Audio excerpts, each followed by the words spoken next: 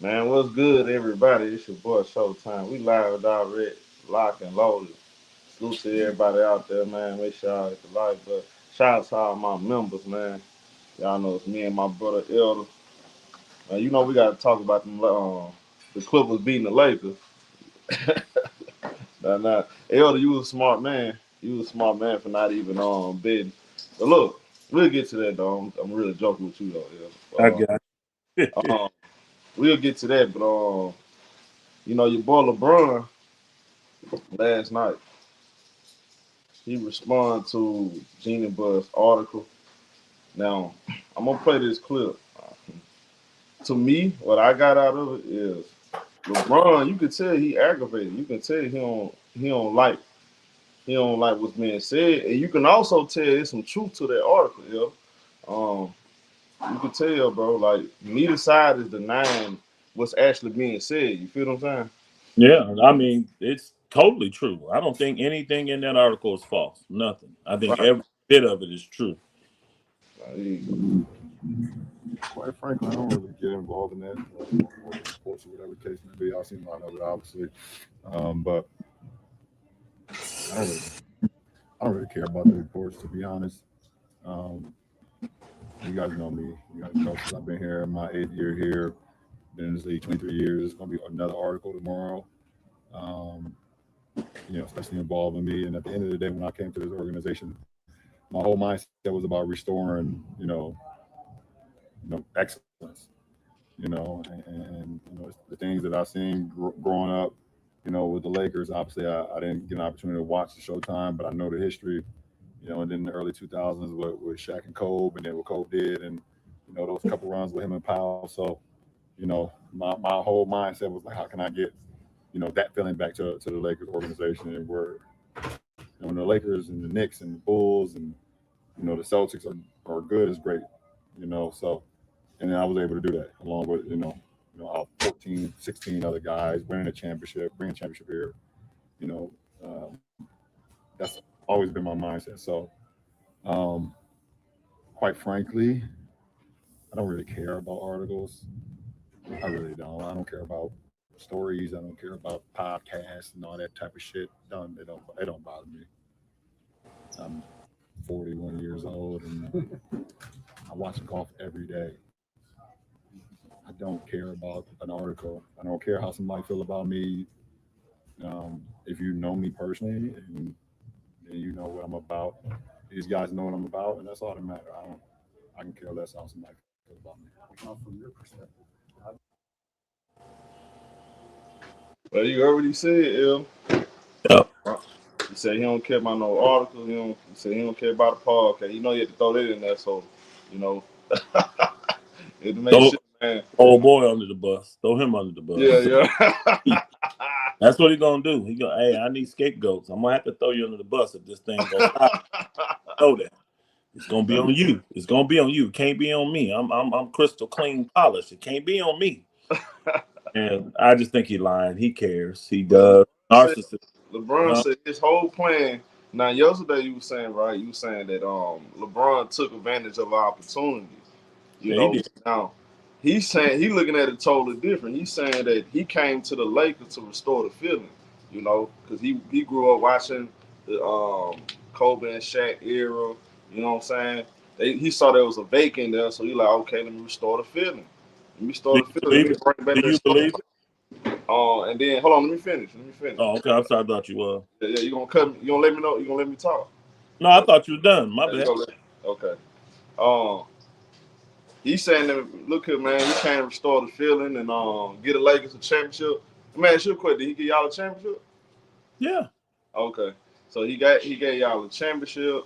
Got AD on the team, so he just trying to get the Lakers turned back around, man. Get them back to the Lakers we all knew, man. Now he feels unappreciated, man. He got fans like Elder get on podcasts, and it's just a Laker fan. You got Laker fans like Elder don't appreciate LeBron James. He got y'all in 17 championship. Before he came, nobody came. So now LeBron came and gave y'all a chip and did all this stuff for y'all. He feel unappreciated, man. Go ahead, Elder. I'm going to ask you a series of questions. You got a chance I'm to just watch. a messenger. I'm just a messenger, bro. No problem. I'm gonna ask you. You're gonna answer your own questions. That's what you're gonna answer your own insinuations. Let me put it that way, because you really didn't ask a question. You insinuated a bunch of stuff. So let's answer your insinuations. I'm gonna ask you. You got a chance to watch Kobe, correct? Uh-huh. You knew what that Kobe Shaq felt like, right? Yeah. Does this feel like that? Ain't nothing gonna feel like Kobe. See, Kobe was No, no, home. no, no, no, no, no, no, no, no, no. I This is don't want you to get homegrown. into the depthness of Kobe. All I want you to comment on is Kobe. the way the chips were won and the things that was happening in LA back then during that era that you got to watch. I didn't ask you about Showtime because you weren't old enough to watch Showtime. I'm asking you about when you watch with your own eyes and you got to feel it. Does this, what LeBron brought to LA, feel like it felt when Kobe Bryant was here and Shaq was here? Nah. Yes or no? Nah. And They see, were I got to late. watch the whole Showtime, right? I started watching in '79. So I saw all of Magic and Kareem's championships with the Lakers. I saw all of Shaq and Kobe's championships with the Lakers. I saw them all. Those two eras, the 80s and the 2000s, felt the same. Same electricity, same energy, same excitement. This didn't feel like that, sir. So he didn't do what they did. Now, it might have been his goal or a secondary goal of his, because I believe LeBron came with many goals. I've been known to say on podcasts before that when LeBron's on the court, do I believe he wants to win? Yes, I do. I don't think he's out there actually like trying to blow games. I don't believe that. But LeBron has other interests way more important than the Lakers being brought back to a great level. That Now, he has interests that are way more important than that. And so when he gets up here and says he doesn't care, he does, because the interest that he has that weighs more than the Lakers are being affected by these decisions that's been going forward by the front office of the Lakers and the new ownership of the Lakers. So I just call cap. And LeBron is narcissists are extremely calculated. Look at look at his sweatshirt, y'all. Look at his sweatshirt. What does it say? crazy. You said everybody crazy. You are It's crazy. the message. You crazy. Yeah, you the main one crazy, man. Hey, I'm letting y'all know LeBron is sending a message to you right now telling you crazy. Everybody's crazy. In his eyes, everybody crazy. I'm going to tell you right now, in his eyes, he 100% believes that. I don't want anybody in their right mind to think that was just, hey, man, he just threw a sweatshirt on and came to work. Nah, nope. You know that was calculated. That was different. Nope. That's totally calculated. Hey, look, I'm going to tell you why. Because after he got done saying what he said, they asked him another thing too. Let me play this part. Go ahead, keep talking. Pull this up. No, go ahead and play it. I'm just saying. No. It's another part to it. I don't want to show you. What I'm saying is that LeBron, one of his goals might have been to come to LA and win chips. It might have been to restore that. That wasn't his only goal, and that wasn't his number one goal. And the reason I can say that is we can look at the decisions that have been made. You had a blueprint of how to win. Look at the teams that have won since then. They've literally followed the blueprint of the Lakers in 2020. The bigs that can bash and do all of that, having the multiple 3-and-D guys that can pressure you on the perimeter and all that. These teams have copied your style. Why haven't you? Why did you get rid of those? See, if you really wanted to win, you don't get rid of the Danny Greens and the KCPs and the Carusos and the Avery Bradley. You don't get rid of these guys. These are the guys that people want right now. This is the type of people the Lakers are trying to put around Luka and around Austin Reeves right now. It's how you win chips. It goes back to the Bulls. Look at those big guards that they had in Michael Jordan, in Ron Harper, and the length and athleticism with Scottie Pippen. It ain't changed on that part. You still got to be long. You still got to be athletic. You still got to be able to knock down shots, which are 3 shots now, because 3s are being shot more than anything. It ain't changed. Why did you change it then? Well, I wasn't comfortable playing the point guard position, even though you led the league in assists and you won a championship. Well, this guy missed shots, and all the Brontards let Danny Green have it for 1 missed shot. Forget all the great defensive plays. Forget all the big shots he made. 1 missed shot that didn't cost us nothing. It ain't like we lost the series from that shot. Bro, I'm telling you, you got to watch people's actions. Bump what they say. I don't listen to nothing people say. Only time I care about what you say is when your actions match up to the things that you're saying. When your actions don't match up to what you're saying, I believe your actions over your words. Because people will tell you the sky is purple just to get you to look up so they can kick you in the nuts and run off. And then when you finally get your bearings, they're going to be like, man, you okay? I don't know who that was that kicked you, man. He came in, kicked you so quick and ran away. Oh, I don't know who it was. No, it was you, bro. You set me up. That's just how the world is, man. You got that clip, Showtime? Nah, I'm looking. Still trying to find it? I'm still trying to find it. But look, basically, the reason why the clip is important to show, because they asked them, they said, do you want to be with the Lakers? And so they had definitely asked him on last night. What'd he say? And he kind of talked past. He said, yeah, this is what he said. I'm good. I'm good. He didn't give him a direct answer. Nah, he said I'm good. He said everybody crazy. He pointed at his shirt. He pointed at his shirt. Yeah. There you go. So my thing is this then. And I heard people last night in the chats and all the stuff that was on. They were talking about it. And they were saying this is the king. The king does what he wants when he wants.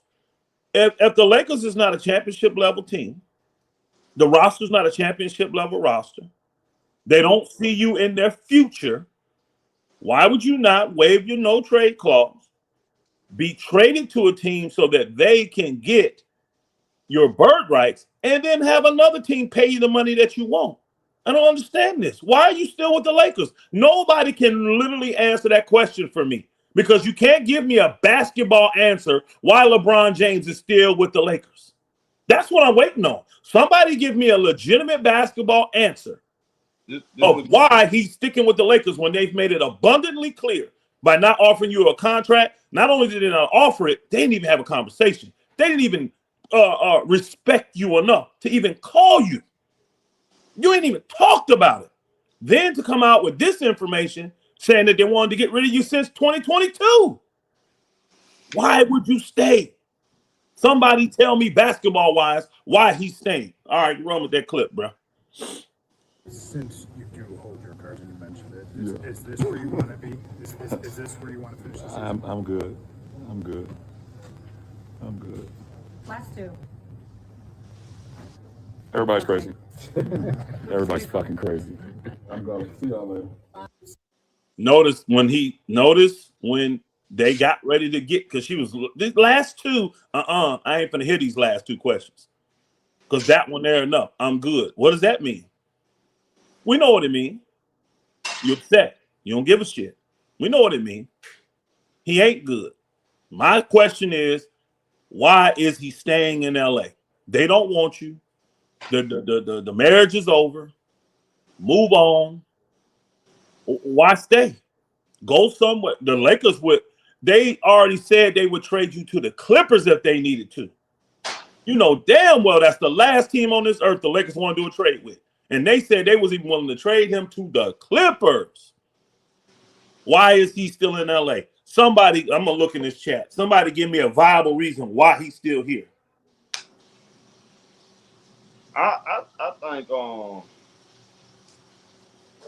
that's the thing about it. Like, you will never get a direct answer when it comes to No the next plan until the news actually come out.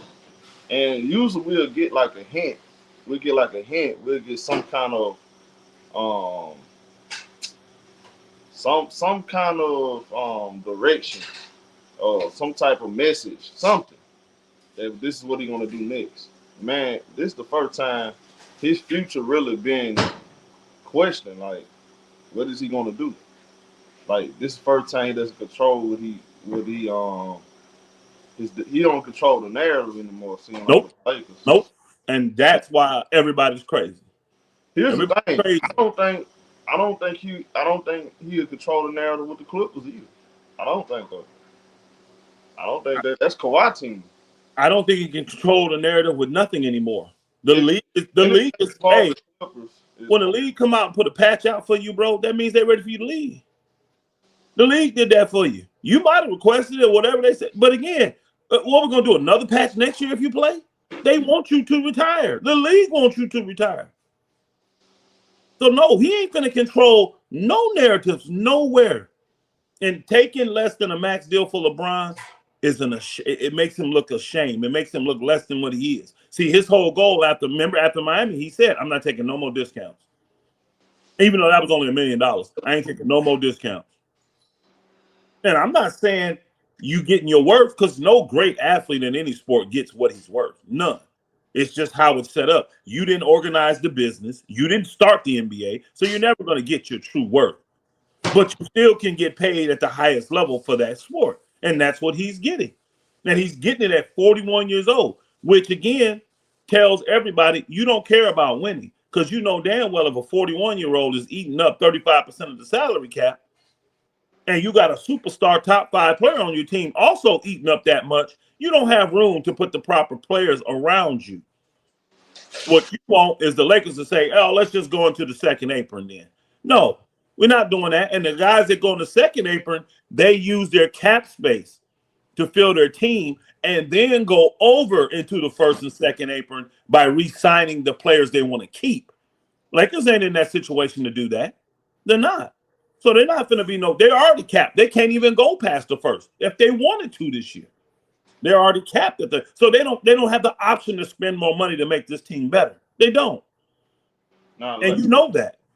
Now last night,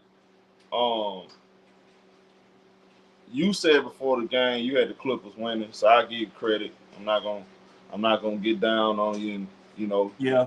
Because you definitely been reminding me the last 2 years. Y'all been beating us in the regular season series. It's too much. We have.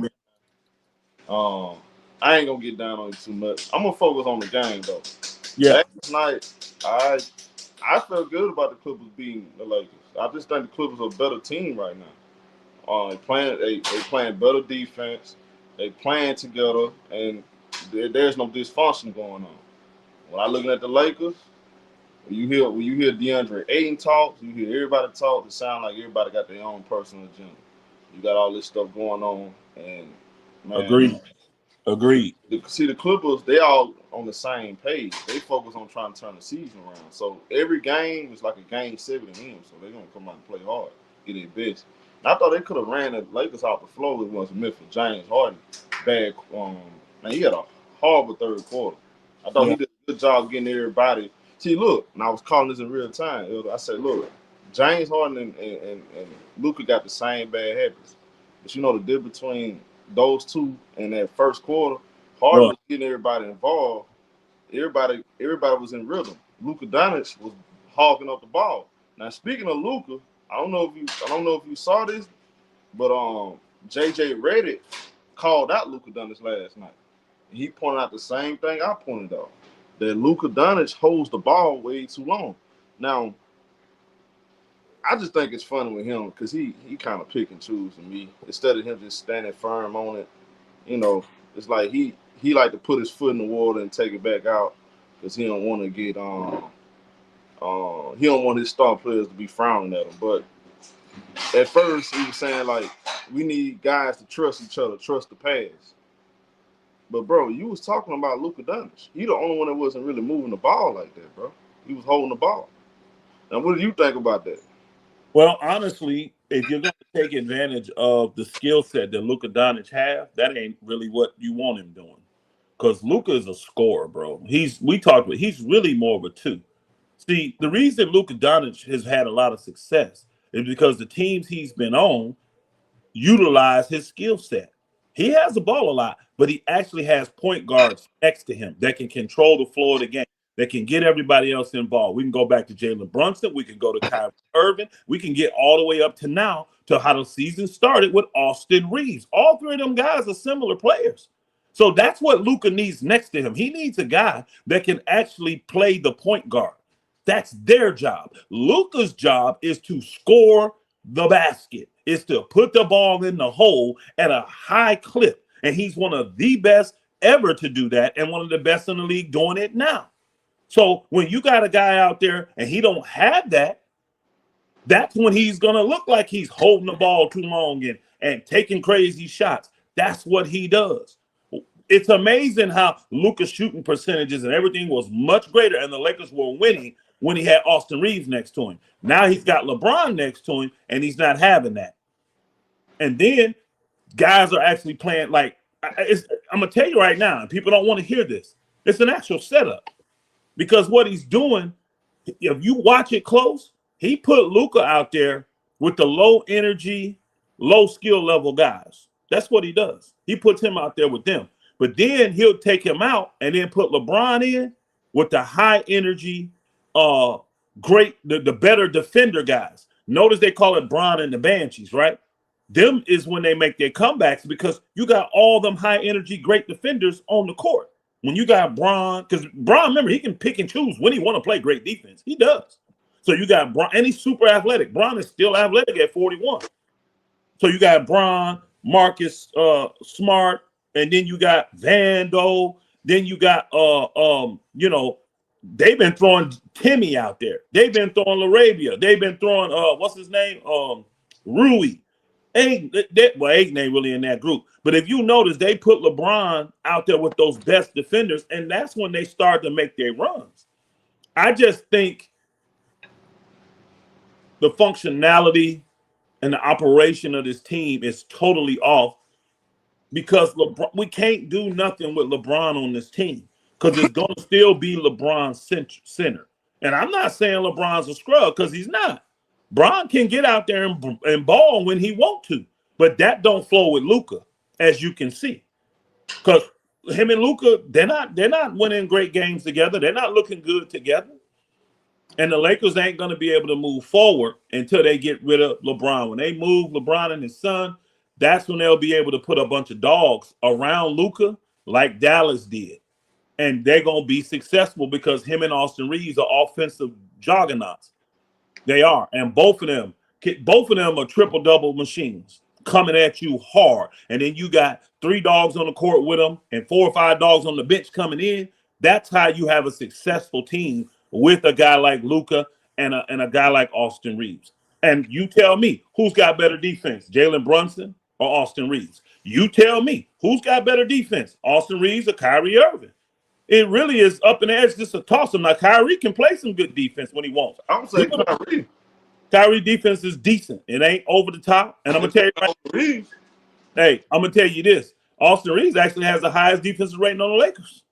His defense ain't better than Kyrie Irving. I didn't say it was. But Kyrie Irving's defense is just not heads and shoulders better than his. What I'm saying is that you're missing the point. I think you're missing the point. I think you're missing the point. The point is that he can get this done with middle of the line defenders next to him as long as they can do that offensive creating stuff. He don't have to have a lockdown defender next to him. He's proven that. We know Jalen Brunson ain't better than Austin Reeves, and he ain't no lockdown defender. Not defensively. We know that. And Kyrie is decent. He does some things, but he ain't no lockdown defender either. The point is that Luka has proven I got these guys that can take the load of handling the ball and take the load of facilitating, getting in that lane, and let me just score. I'm a 2 guard. That's really what Luka is. He's a 2 guard. Let me score. That's when you're gonna have your best success. Now I'm gonna play this. I want you to what you think about what JJ Redick said right here. All right. One of those things that you can see on tape and you think could happen more often. I'm not to say that it doesn't happen a lot, but just that specific with Rui and that energy and that effort defensively. Yeah, I mean, again, our group has shown in flashes that we can do it. So much of that down to the offensive end, whether you're passing the ball to each other. Yeah, how much of that is making, and how much of that is coverage against you guys? Are teams doing things to kind of make a shot more appealing to your primary ball handlers, or is it sets and stuff like that aren't happening? Is it chopped up to y'all? Just a little bit. We can understand what they're saying, though. Okay. Yeah, probably just a little bit of everything. How much do you look at your leaders and LeBron and Luka to rectify that simply because they are the ones with the ball in their hands most? Yeah, I mean, it's there's got to be trust factor with all our guys, just to trust the pass, and that starts with Luka. He's going to have the ball the most of everyone. You got to trust the pass, and he gets 2 on him, and he's playing in a crowd. He got to pass the ball. And I think as much as we can talk about being connected on defense, you got to be connected on offense. I think I wasn't in Denver, but it seemed like trust was another common topic post game. How much can that just wane from game to game, or I guess throughout just we're gonna touch on that, sure, but just throughout the season, or with your specifically? Yeah, I mean, it's again, I think it just goes back to the human element of everything. And guys are worried about their futures, and that's what you got a team full of. That's the thing, Elder. You were talking about Luka Doncic, bro. I get it. Hey, and I'm happy you talk about it. You know why, Showtime? Because Luka, to hit the thing, Elder, I don't care who on his team, Luka has a bad habit. See, this is what y'all can't ignore. He's no different than James Harden. He got less of bad with James Harden, to be honest with you. And then he has a bad habit with crying to the referee every single possession, bro. You feel like every possession he should get to the free throw line. It's his God-given right to get to the free throw line. Everything's a foul. He jacks up a bunch of bad shots. And again, when you holding the ball for 80% of the shot clock, and then you wait to pass it at the last minute, your teammate's going to get a low-quality, contested, long-range three-pointer. Everything can't be a dribble, lob pass, dribble, step back, pump fake. They don't buy the pump fake. You get the ball and shoot. That's horrible offense, bro. That's terrible. Harden does a better job of him setting up teammates, and he do a lot of dumb stuff too. So that's a problem in itself. Yeah? I'm not saying that it's not, but here's the thing. I'm gonna hit it from all angles. I'm glad JJ's saying this. Do you know why? Why? It's gonna be his ticket out of LA. Get his ass out of here. Because when you doing stuff like this, but you don't call out LeBron for the bullshit he do, this is what Luka will go to them and say, look, I'm not playing for this man. And guess what they're going to do? Get his ass up out of there. So I'm happy that JJ calling him out. So and again, I'm not tripping on what JJ's saying. I'm not saying he's not telling the truth. I just think it's a mismanagement because, again, the way Luka plays, he plays like a 2-guard. I don't expect my 2-guard to do that. I expect them to score. Now, he can't do the stuff he wants to do because he don't have another player that will run the show from an offensive perspective, from a point guard perspective, and get in that lane and get everybody good looks like Austin Reeves will. So he knows I ain't finna be able to play the way I want to play until Austin comes back because LeBron ain't finna do that. LeBron just not going to do it. So at the end of the day, I'm actually happy that this dude on the screen will actually say what he's saying. Because I promise you, that's going to be his ticket up out of LA. And it needs to be because he ain't the greatest coach in the world. He shouldn't have even got this opportunity. He's tied with Clutch. They need to get rid of everything Clutch to actually get a clean slate and move forward in life, in my personal opinion, and give Luka a real chance. I'm not saying Luka's a perfect ball player, but Luka has some enormous strengths that you could utilize and win with. And JJ Redick with LeBron on the team, they're not doing that. They ain't doing it. So they knew that about Luka before he got here. He's been in this league how many years now? 7, 8 years? He playing the same. You knew that about Luka. So now you want to complain about it? No, you adjust your team to his strengths. That's what you do. That's what you do. We ain't talking about Kobe, who's a perfect offensive player. We ain't talking about MJ, who's a perfect offensive player. No flaws. We ain't talking about these dudes. But the problem is, even with his strengths, this let Luka be Luka stuff can turn into a negative to his teammates, though. We're gonna find out. We're gonna find out because it wasn't negative for Dallas. I see it enough, though. I mean, I don't have to wait. I know what this is. Let me ask you this. When you watch him play, do you see the winning intangible? Like, honestly, like, bro, do you really I see what I see, and I'm gonna tell you what I compare it to. I remember in Golden State when Steph Curry was expected by Mark Jackson to be a pure point guard. He was a way better. Like, come on. You ain't let me finish, bro. I'm not asking for your opinion on this. I'm trying to make a statement here. trying to make a comparison. You ain't trying to hear it because you hate Luka, and everybody know it. It's fine, bro. It's not about hating Luka, bro. Bro, you do though. It's the fact you Okay. come at Luka crazy, and Luka is a specific kind of player. And I'm not saying the problem is y'all don't like to hear the truth about Luka. That's the it problem. ain't no. Why are you saying? I'm going on what I see in my own. Hey, Showtime. So a guy that's been playing. You know what? I called it before it happened. Showtime. Go watch the game. I said, I watched the game. Talk about. I watched the game. If we being honest, though, everybody plays better. Everybody gets involved when LeBron James got the ball in his hands. I've been telling you that. Even with Austin Reeves, he's a better point guard. He's a better. And I actually agree with that. I have not disagreed with that. Notice at the end of games, who the one that really be running the show at the end of games?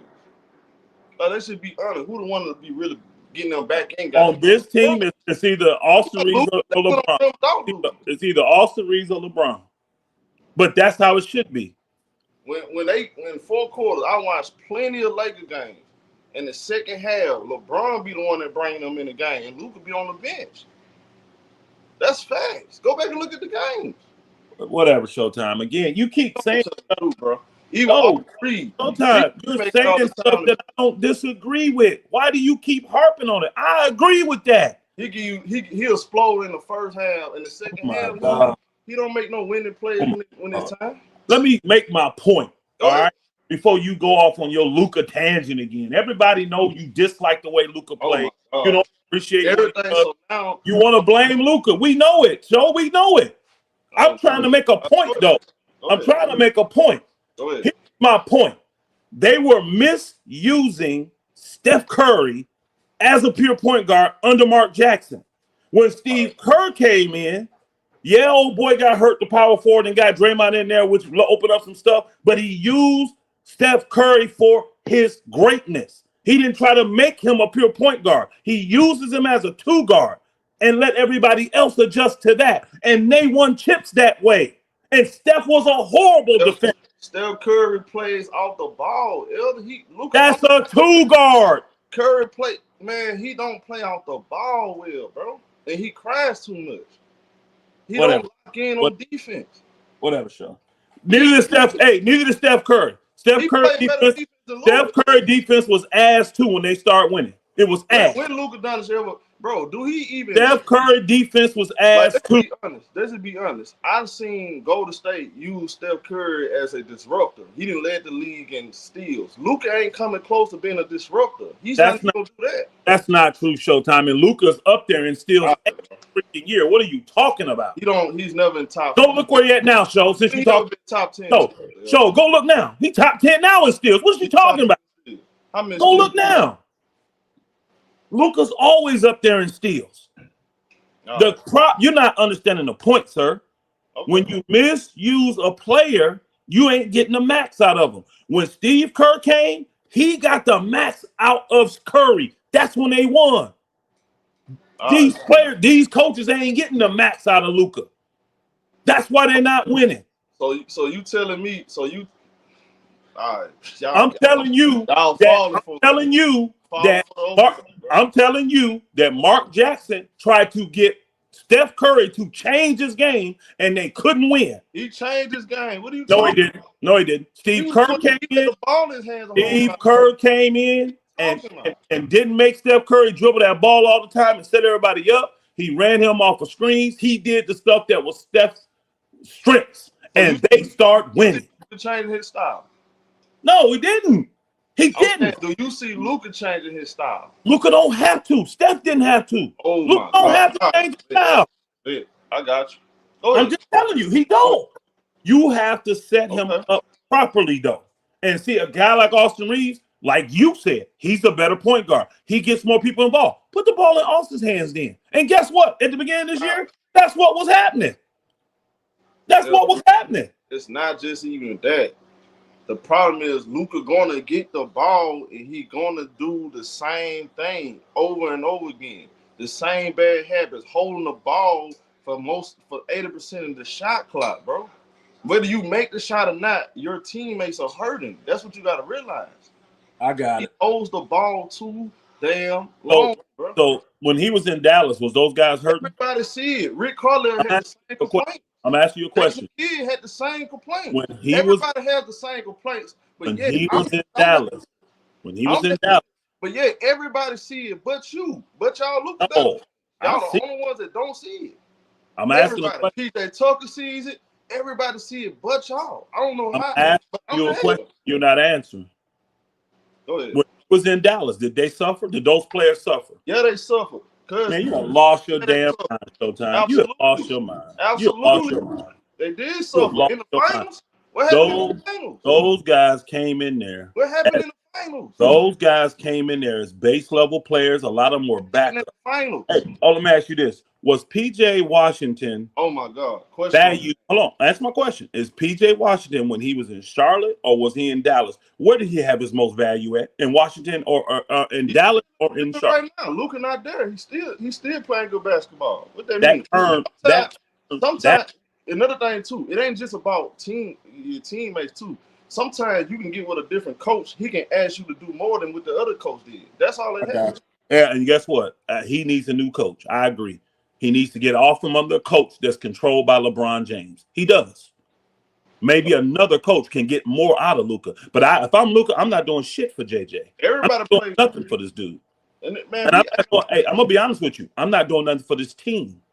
This team ain't gonna go nowhere. I'm gonna give a max effort when I know this stuff is being sabotaged. When this dude is not going to hold LeBron James accountable, when he's going to make decisions to benefit LeBron James, why the hell am I going to go all out?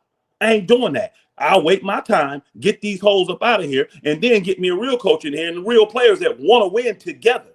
Because, see, you know what? When Luka was winning in Dallas, I never once heard a player in Dallas complain about him. Never. All right. Even his team. So Marquis Morris, who his teammate, and never got on the court. Never played. Who cares what Al Pitch is talking about? Nah, you ain't trying to listen, bro. He basically said the man got to be pampered, bro. You got to give him this, give him that. Like, bro, he ain't no real leader. So why would I pay? Why would I pay Luka to be my number one guy when I I can name a lot of guys in the league that are supposed to be the leaders of their team that need to be pampered for them to play. You know damn well. I ain't even. I don't got to get out of LA for that. You know that. I don't even got to leave LA for that. We don't say this about Shea. Hey, Shea ain't like Luka. He's not. He better than Luka. That's fine. I have no problem with that. I got Shea ranked best player in the world right now. I don't have no problem with that. I ain't got to ask Shea to do that. What I'm saying is that Luka has a certain skill set, and if you're going to have him on your team, you need to exasperate that skill set. You don't need to be sitting here when a man's been a pro for 15 years, because you forget he was a pro as a teenager, and then try to get him to change his game. If you don't like his game, get rid of him like Dallas did. That's what I would tell a team. That's what I would tell a team. If you don't like his skill set and you don't like the way he does, get somebody that you like. It's that simple. He's one of the top 5 players in the game. So guess what? You can use him to get anybody in the league you want. So do that. If you don't, but if you're going to keep him, utilize his strengths. Set that team up so you're utilizing his strengths. And that's exactly what they did with Steph Curry. He didn't have to change his game no more like Mark Jackson was trying to make him do. And now they're winning championships. So I believe you can win with a guy like Luka. I know you don't think you can, but I think you can win with it. You can't. I've seen it already. We're going to see. We're going to see. Yep. We're going to see. I think you can. You just got to set the team up right. Kobe said you can't win with that style. Well, he talked about Harden. He didn't say nothing about Luka. He said Harden. What's the difference between Luka and Harden? I think they're different players. I think they're a little bit different. But at the end of the day, this train wreck in LA ain't got nothing to do with Luka. He is not the problem in LA. The problem is Clutch, and the problem is LeBron and everything associated with it. Get rid of them, and then let's see. And then guess what? If Luka failed in, I can go at Luka and say, you failed. I'm not going to tell Luka failed now when I know he don't have full control, when I know things have been limited to him because of what Clutch has done. I ain't finna come at him crazy. Hell no. Hell no. I'm not finna do it. Get rid of these bozos. Give him a fair chance, then I can come at it. And I will. If he fails, then I will. If they put the right players around him, set him up for success, and he don't take advantage of it, I will cook his ass too. I will. But I ain't gonna cook him now when I know his coach is on the clutch payroll and his coach is making decisions to benefit LeBron. He was the one that came out and said, "Oh, we're gonna have a meeting and everything gonna be on the table." And then DeAndre Ayton came and said, "Y'all believe that? Y'all believe?" He laughed at, "Y'all believe that? This man ain't finna say nothing." Because again, he hired about how you gonna tell the man that got you the job how to do his job. He has zero power, but then you want to come out here and call me out in front of the press? No, hell no. I ain't taking that. If I'm Luka, I'm not taking that. JJ, all he doing is writing his ticket up out of there. Take your little money and get your ass on. Let's get a real coach in here that I'll listen to. Because he going to actually understand the benefits of me, and he going to adjust the team to my benefits, to my strengths too. He ain't going to have no side hitting agenda like this scrub you looking at on the screen here guy. Anybody connected to Clutch has a hidden agenda on what they doing. Why the hell you want to talk about that? Because see, you hate Luka, so you cool with JJ calling him out. Why has JJ not called out LeBron James by name? Why we ain't dealing with that? Hey man, I Now guess he's 41 and he this and I get a hater. I guess Cardinal Anthony a hater. We all haters. Everybody. Showtime. It's clear you don't like Luka. Now I'm telling the truth. But look, I'm not taking personal shots at him. I'm breaking down to certain areas on the court that's going to hold him back from being a champion. And I have never disagreed. Okay, so you telling me when LeBron leaves, Luka gonna stop crying to the referee? Luka gonna play better defense? Luka gonna be a better leader? I think Luka's playing better defense now. It ain't gonna be no grand. I think he's trying now. From me watching these Laker games and for what I've seen in the past, I think Luka's given more effort this year on defense than I've ever seen him give. I got you. That's going to be steps, though. But at the end of the day, I know a man that's shackled. I know an organization that's shackled. I know a place that's limited. And I know a place when it's being sabotaged and everything is actually set up against you to be successful. So why is somebody going to go max ball to the wall when you ain't finna get a chance to do it no ways? Get these bums up out of here and let's get our real team together and let's see what we can do. This ain't no real team. We all know that. What did LeBron say? Everybody crazy. That's his mantra. Everybody's crazy. No, you the crazy one because you still in LA on a team that ain't no championship team. They don't have no championship front office. They don't have a championship roster, but you opted in. Why? I don't understand it. Bron is the problem. I'm not finna see. You want me to place the blame on Luka too? No, show. I'm telling you flat out. No, I ain't doing it because I know what the real problem is. Give Luka a real chance. Now, guess what? It's not that I want you to do if people want to blame Luka for Dallas, hey, hold on. If people want to blame, hold on. If people want to blame, you said what? I'm giving you the truth.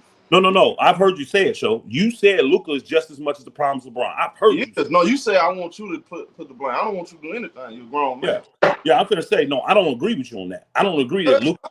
I don't agree that Luka is just as much as the problem in LA as LeBron. I don't agree with that statement. Okay. Luka has his issues, and the team will have their issues when LeBron's gone. That's what a good coach and a good GM do. You put the team together to try to mask those issues or deal with those issues. That's what you do, but you can't do it now. When you got a coach that's on the tape, when you got one of your star players making all the money on the tape, when you got out here blasting your organization in front of everybody. No, bro. They're the problem. I'm not putting it on Luka yet. I ain't putting it on him yet. When he gets control of this reign and he becomes the true team leader and ain't got to deal with LeBron and his coach and LeBron's coach, then I'll give the Luka then I'll see. So why do we have to see? That's the thing. He's 26, 27 years old. Why do I have to wait until LeBron is gone out the way for him to because he has no power over the basketball court. He has no power over Luka before I saw him before he became teammates with LeBron. He have the same issues, bro. He do the same stuff. It's no different. Okay. Different coaches, different teams. It's amazing. He had Carlisle, then he went to Jason Kidd. And he got Carlisle fired. But again, everybody around Luka Doncic improved. That's a fact. Without him, Jalen Brunson. You remember y'all be talking about the Mavericks ain't have players. The Dallas Mavericks won 2 games in that Utah Jazz series. That last year they had Donovan Mitchell. They won 2 games. Jalen Brunson dropped their 40 piece. Luka wasn't even playing. Let's keep it real. Y'all, they always make it seem like these boys had no teammates. He do have teammates. The problem is his stat. He got the greenest light in the league, and the rest of his teams can't be the best version of themselves because he holds the ball too much. I don't agree with that because the guys that came over and he had his everybody improved. Porzingis got a ring. Rick Carlisle, he got some success. Hold on. Jalen Brunson All-Star. Everybody improved on him. So Porzingis, hold on. So Porzingis improved because he went to Boston on a stacked team and won a ring. That made him improve. He won the championship. So Porzingis didn't even play with them. Show he was hurt. Yes, he did. He played though. He played. Bro, come on, man. These guys don't. Bro, we covered the series. He played. These guys don't improve. I try to give you 10. That's your opinion. I'm giving you tangible stuff. Did you watch game 1? I did. PJ Washington, guys like him, guys like guys like PJ Washington, guys like Gafford, and guys like Najee Marshall. They were not considered the players they were until they started playing with Luka. They went up playing with Luka, and that's just the truth. All right, bro. That's just the truth. So you saying Jalen Brunson wasn't Brunson till he played with Luka. So you telling me did you hear me name Jalen Brunson? So you saying basically I didn't name Jalen Brunson. So you saying so you telling me. So this is what I'm hearing from you. Luka Doncic make players better. That's what you telling me? I told you those players value. I'm gonna say it exactly so since you can't hear me. Those players that I just named, values increased coming and playing with Luka. When they were with their other teams, they were not valued on a good team. They were not that. They were not. You keep saying it, bro. Those players was on the bad teams. Okay, and they got a good team with a good player, and they value on the guy a bad team. Hold on. All those players on bad teams. Hold on. Is Dallas a good team or a bad team this year? They only bad because they had injuries. But you see, when they were healthy, they was doing. Why did you just said they was only that because bro, you acting like they're not healthy, bro. If they had, you telling me they ain't had Kyrie and Anthony Davis playing at least 75% of the games, they wouldn't be in the playoff picture. Come on, bro, let's stop it. Well, what would have happened if Porzingis was healthy playing with Luka? Because he never was. What would happen? Always healthy. What happened with the Clippers series? Porzingis wasn't healthy. 2020, if Porzingis was if he was, I don't know what kind of show we got going on here today. They'll beat him. Shit, so you had a full blown healthy Porzingis the very next year, and y'all still lost. That ain't their fault. You know the problem is Luka shot his load in the first half every single game because it was a strategy to let him shoot and take away his teammates, and it worked every single time. Well, here's the thing: we're gonna get a chance to find out if Luka has matured. Because if Carlisle couldn't deal with him, Jason Kidd couldn't, but he got Jason Kidd to the finals, right? But Jason Kidd apparently didn't want to deal. But again, you look at Jason Kidd, he was pissed. Why was he mad? If Luka was such a problem, why was Jason Kidd so pissed? Why did reports come out that Jason Kidd was finna quit when they was talking about trading Luka? They had to talk him out of quitting. If Luka is so bad, why did Jason Kidd want to quit? Why? If he's that bad, why did he want to quit? I'm asking. Why he want to quit? Jake, go read the articles. There was an article that came out talking about how Jason Kidd,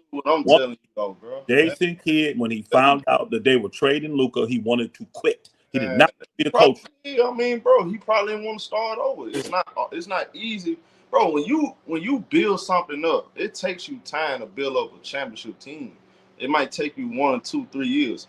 They had a momentum, Elder. They just came from a final. So Jason Kidd was trying to pick back off where he left off. That's all that was. No problem. I'm asking you a question. Do you think Jason Kidd, if he had to do it all over again, would he keep Luka or is he glad to trade? He probably would because they at least came close to having a successful season. Elder, of course. We don't know what Cooper Flag is going to turn. Luka ain't as bad as we think. But he ain't as bad as we think he is. He's more proven than him right now. He just ain't as bad as we think he is. That's all. I mean, look, bro. I seen enough from Luka. I know what he is. I know. See nothing else. I don't need to see nothing else. Again, I'm talking about. See, the title of this is LeBron James fires back at Jeanie Buss article and Kawhi Leonard silenced the hate. I actually say JJ Redick. I actually say JJ Redick calls out Luka. Oh, I didn't see that part out. And again, I'll address that then, because I think JJ. I'm glad that he part did of the show, it's part of the show. I apologize. I can admit when I'm wrong. I apologize. Hey, I'm glad he did though, because it's gonna seal his fate, and he needs to go too. I don't think JJ's a great coach. I don't think JJ needs to be in that position. I don't think he earned it, just like Bronny didn't earn it. You know what I'm saying? Just like a lot of people think LeBron hadn't earned it because all he did is stack his teams and try to knock off the competitive balance. So again, it makes sense what Clutch does. It makes sense. My thing is, I want Luka to have a fair chance like he had in Dallas. That's all. I know for a fact he doesn't have a fair chance right now. I'm trying to figure out what LeBron is stopping him from doing, though. I don't get it. Like, what is he stopping him from really doing? Like, seriously. Really, Show? Luka still does the same stuff. What is he stopping him from doing? Okay. I don't get it. You know the difference when Austin Reeves was on the court? Yeah, I know. That's the difference. They don't have Austin Reeves right now. I know. Luka's still playing the same. I know. What's the difference between Luka playing a little defense, right? Well, again, I guarantee you Luka ain't happy today. You want to ask what's he doing? Who you think inspired JJ Redick to call out Luka? Man, bro. Look here, man. Hold on. No. I don't know. Answer the question.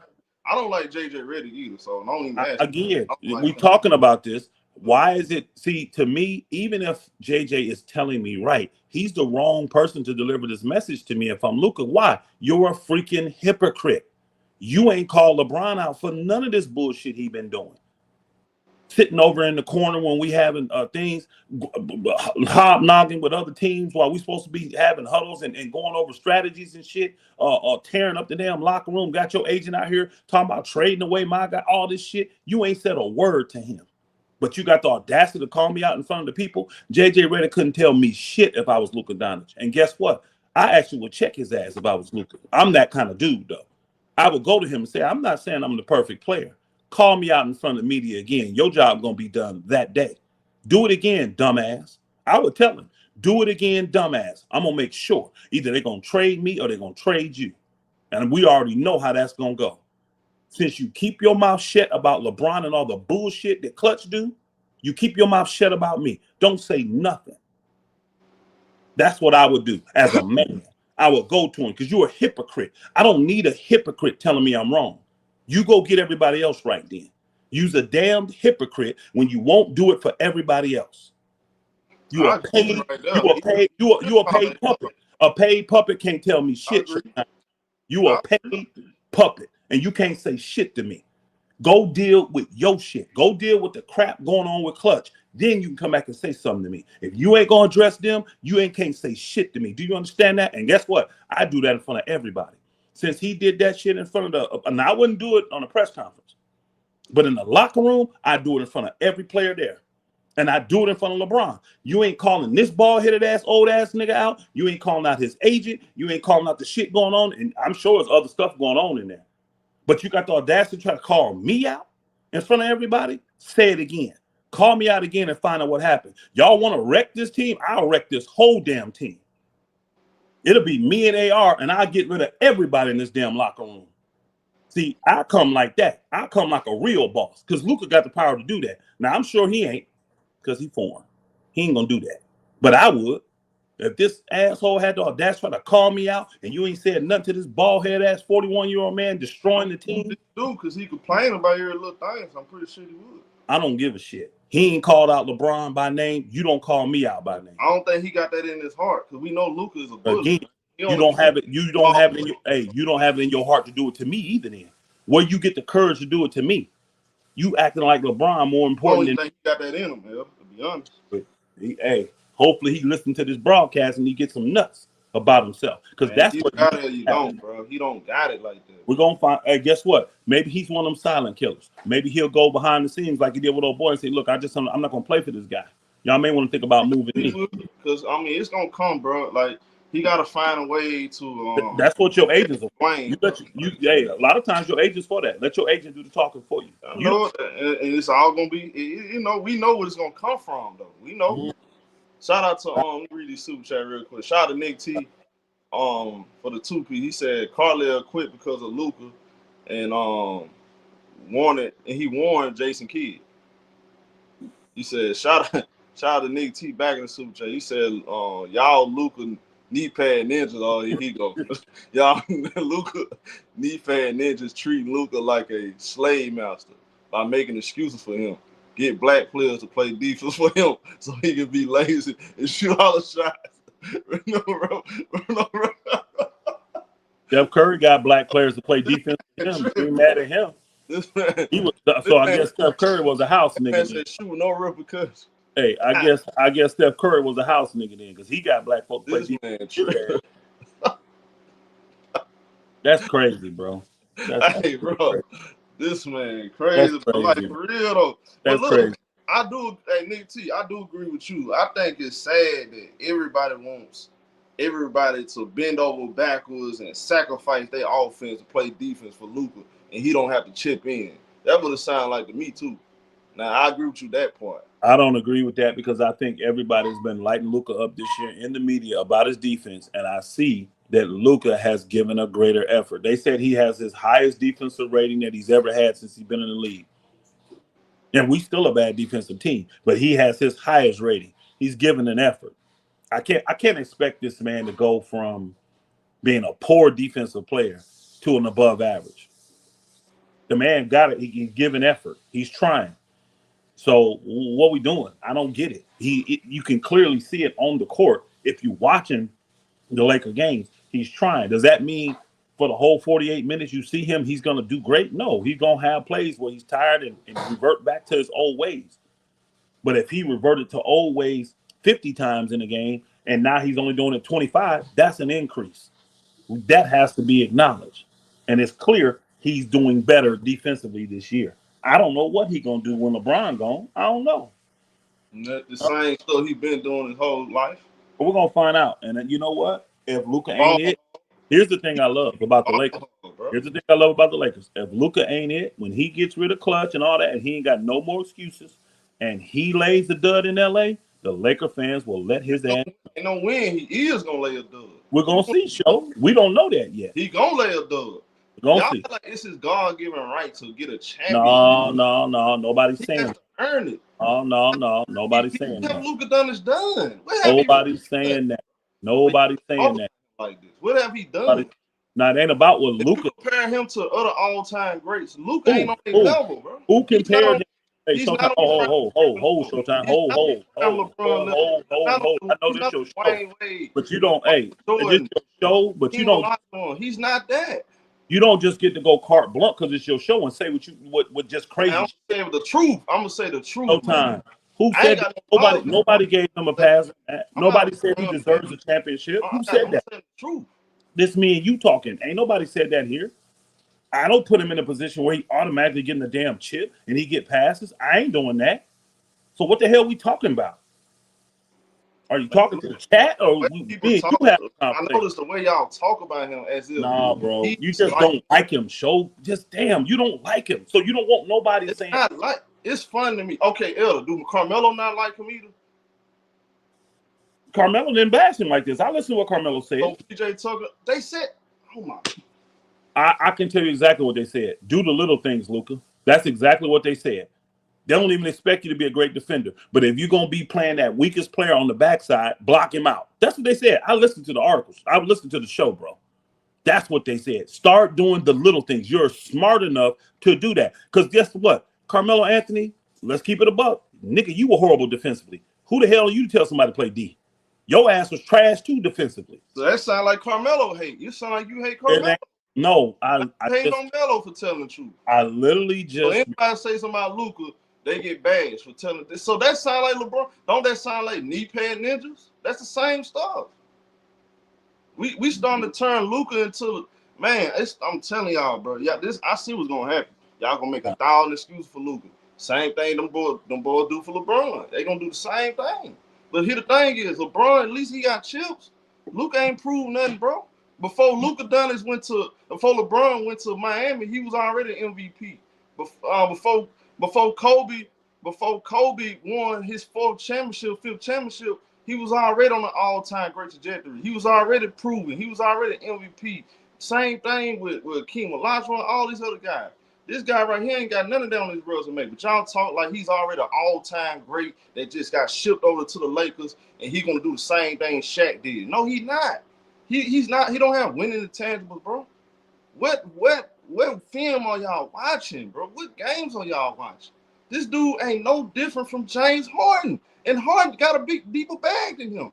He might not have the playoff performances like Luka Doncic, but he got a bag. He got a deeper bag. He does more. Luka do the same stuff. He do the same thing. Dribble, drive, pump fake, pass it out, get it right back, dribble, step back three. He missed the shot, he looking at the referee. He not getting back in transition. It's the same stuff. Every single game, whether LeBron there or not. Before LeBron, after LeBron, it's going to be the same stuff, man. I'm just keeping a buck. And shout out to Laker Made for the 5-piece. He said Luka does need better players around him. He'll be all right. All right, man. Bro, we see he had better. Did he not have better players in Dallas? Did he not have better players in Dallas? He had balance. What happened? What happened? He got to the championship. He got to the championship. What happened? He got to the championship and lost. Don't stop at the bro. What happened in the finals? Hey, I can tell you what happened. Hold on, I can tell you what happened. He did exactly what LeBron did. Got to the finals and got embarrassed. That's what happened. That's what happened. You asked what happened. He got to the finals and got embarrassed like LeBron did. And but LeBron got back though. LeBron ended up getting back. Nobody wrote LeBron off because he had a dud in his first finals. Nobody wrote him off because he couldn't make a jump shot. Nobody wrote him off. So I ain't writing Luka off. I ain't writing him off. Bron didn't have no chips at this stage in his career. He had been to one finals and lost it badly and played horribly. So he did what LeBron did. So guess what? I ain't gonna write him off just like I didn't write LeBron off. He switched teams just like LeBron switched teams. LeBron did it by on that level though. Like, let's just be honest. Let's start here. Is he even on that level? Is he really on that level though? Is he as great as a young LeBron James? Is he as great as Kevin Durant? Is he as great as them? I think so. Yes. I think not. I think so. Not. I think so. Okay. I think he's just as great as those guys at that age when they were. Okay. I think he's just as great. Again, I'm not always on numbers, but the numbers definitely prove it. The numbers say that he's just as great, if not greater than them. All right. So at the end of the day, it is what it is, and I'm not making excuses. Y'all can say that. That ain't what it is. What I'm saying is I know what the real problem is on this team. You said he's got a problem, and if he don't change, it's going to end up being a Lakers problem. Well, let's just see that then. I can't see that till LeBron and Clutch is gone. I can't. There's no way I can see it until LeBron and Clutch is gone. That's it. So once they're gone, then I can give a fair assessment of what this team is. This is not a team right now. This is a bunch of guys coming together with multiple people pushing their own narratives. Everybody, you said it earlier, everybody got their own freaking agenda. From Aiden to LeBron to Luka to AR, everybody got their own agenda. Everybody mind on cool. After LeBron them gone, we get rid of Aiden punk ass. We get AR paid. Then we can get back to real business. And here's the thing that I'm hanging my hat on. I'm not hanging my hat on the fact that Luka is supposed to be given a championship. See, that's bullshit you make up. I ain't never said no dumb shit like that. But we talk like he's an all-time great. I didn't say all-time. That's one or two pieces away. See, this how y'all talk. I mean, I'll let you talk, bro. I'll let you talk. I mean, you talk a whole lot. Y'all talk like he's two pieces away from winning a championship. He's not. He can get all the pieces. He still got issues he need to address as an individual, bro. That's a fact. Let me know when I can talk, bro.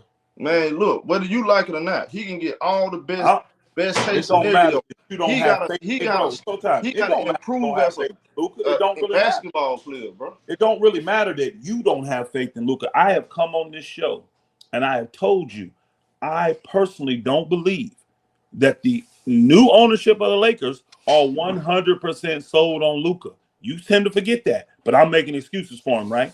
But I can tell you this, though. I have a lot more confidence in Mark Walters. He has proven, he has the track history you talking about of how to build a successful sports dynasty.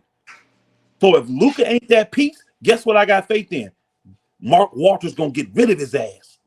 He ain't the answer for the Lakers. Now, if he steps up and become that, great for Luka. If he don't, his ass is out of there. We tend to forget this, and then you just run off on these narratives. I ain't making no damn excuses for that dude. All right. I got faith in Mark Walters from. You know what I think? You know what I think gonna happen? I think you gonna see, you gonna finally open up your eyes, and you gonna say trade Luka. That's what I think. Showtime. Why do you, y'all? Am I chat room? Is Showtime like doing a different show than what I'm on? Are we on two different shows or something? Now we on the same show. Did I not just say that front office of the same- Lakers? Did I not just say the front office of the Lakers are not 100% sold on Luka, and they will We on trade the his same ass? show. My script just a little different than yours. That's all. Yeah, I know. Your script is to bash the man and don't give him a chance. Bro, it's not bashing. It's telling the truth. Okay, what was the truth about LeBron? LeBron what? What was the truth about LeBron when he made it to his first championship? What was it? He wasn't ready, bro. I said it, we all know that he wasn't ready. Same thing with Luka. He wasn't a leader. He wasn't mentally ready to be the guy. Okay. 7 years. That's why he went to Miami. Who knows that if Luka may not get the same thing LeBron got? Bron went and played with a guy that was mentally ready, that had already won and proven to do it, right? Who's to say Luka ain't finna get that? But here's the thing, though. You know the difference, though? When I look at LeBron at that age, I actually saw potential all-time great. I don't see it with Luka. I don't see him being in the GOAT conversation. Let me tell you this. I don't think he's on them guys' level. Let me tell you this. I think LeBron got all the skills. He got all the Luka's going to be an all-time great, regardless if you see him as that or not. He's not. His numbers, Showtime. His numbers alone are going to put him in that category. Okay, now we care about numbers now. Okay, gotcha. All we care about is numbers now. Okay. I didn't know you was a number guy. You can spend these narratives all you want. I said his numbers alone will put him in that category. Man, his numbers alone shouldn't put him in no category. Why are we moving the goalposts? Can you hold on? Can you name me a guy that is going to probably average 30 points a game for 10 years? That's not an all-time great. Can you name me that guy that's played in this NBA? Winners or not winners? Guys that ain't won. The Barkleys, these guys average a ton of points. Got a lot of numbers. Karl Malone did all of that. You understand what I'm saying? I can give you numbers of guys. These guys are still considered all-time greats. They're not in that upper echelon. They're not the GOATs. They're not that, but they're still all-time greats. Okay, so let me ask you a question. How many all-time greats had to wait till year 7 to get in shape, bro? Get in shape. Charles Barkley. Stop. Charles Barkley not in the GOAT conversation. Luka Doncic ain't either. That's my point. He's never going to be. Nobody's put him in there. He's not on that level. There's levels to everything. He's not going to be. He's not going to be in the conversation. You can be an all-time great. Those guys. You can be an all-time great without being a GOAT. Charles Barkley ain't no GOAT. Karl Malone ain't no GOAT. Nigga ain't no GOATs. They great players. We don't have him. That's part of the reason why we don't have him in that conversation. I never seen Steph Curry show the training camp out of shape. I never seen Kevin Durant show the training camp out of shape. Hakeem Olajuwon, Kobe. I never seen none of them guys show the training camp out of shape. You ever see Shaq do it? Shaq was big, but here's the thing: Shaq won championships though. You ever see Anthony Davis? Hold on. You ever see Anthony Davis do it? Anthony Davis not in that conversation. He's not in that conversation though. What? He's not in the conversation being an all-time great? He's not in that conversation. That top 10, top 15. We not put Luka there. We said all-time great. We didn't put him in no. I'm talking about in that conversation. I'm talking about particular bracket. Now you move the goalpost. You move the goalpost. Listen to what I'm saying. All right. Go ahead. We didn't say that, Show. We didn't say he's gonna be a top 10 player. We said all-time great. You're clearly not listening. You're the one that's not listening. Let me ask you a question. Is Dr. J all-time great? Yeah. Is he a GOAT? Bro, he's somewhere. I got him top 20. See, top 20. You saying Luka at the end of his career, if he keep doing what he's doing, people won't consider him a top 20 player? That what you're saying? Bro, what is he doing? What is he doing? We'll see, show. What I he mean, doing? I'm not. Answer my question. What is he doing right now? What he doing? To me, what Luka is doing. No. Answer my question, man. I'm trying if you let me. I'm trying if you let me. He's getting better every year, and he's going to higher heights every year. Meaning, he got to the conference finals, come back a couple years later, got to the finals. May come back a couple years after that, win the finals. Who knows? But he's growing every year. He's not regressing. Where's the regret? Last year? I mean, he was hurt, and then he got traded. Oh, my God. No, what happened last year in the playoffs? They lost. He got put out the first round. No, okay, no problem. Mediocre. Showtime, hold on. Showtime, no problem. He did. Okay, remember the year they made it to the Western Conference Finals? Yeah, with Kyrie Irving, Derrick Jones. No problem. Hold on. No problem. Hold on. What happened the next year? What happened the next year? He got traded because they got tired of him. No. You better go back and let me pull it up. Because hold on. So they didn't go to the Western Conference Finals, then the NBA Finals the next year. No.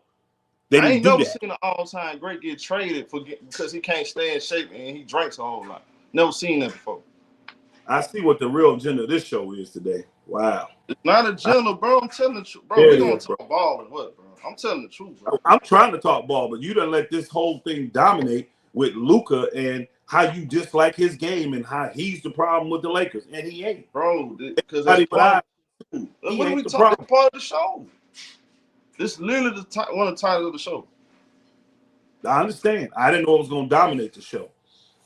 I didn't mean to dominate the show because I don't. It's dominated because I don't agree with you. I'm going to give Luka the same pass that I gave LeBron. When LeBron had that dud in that finals, I didn't write him off.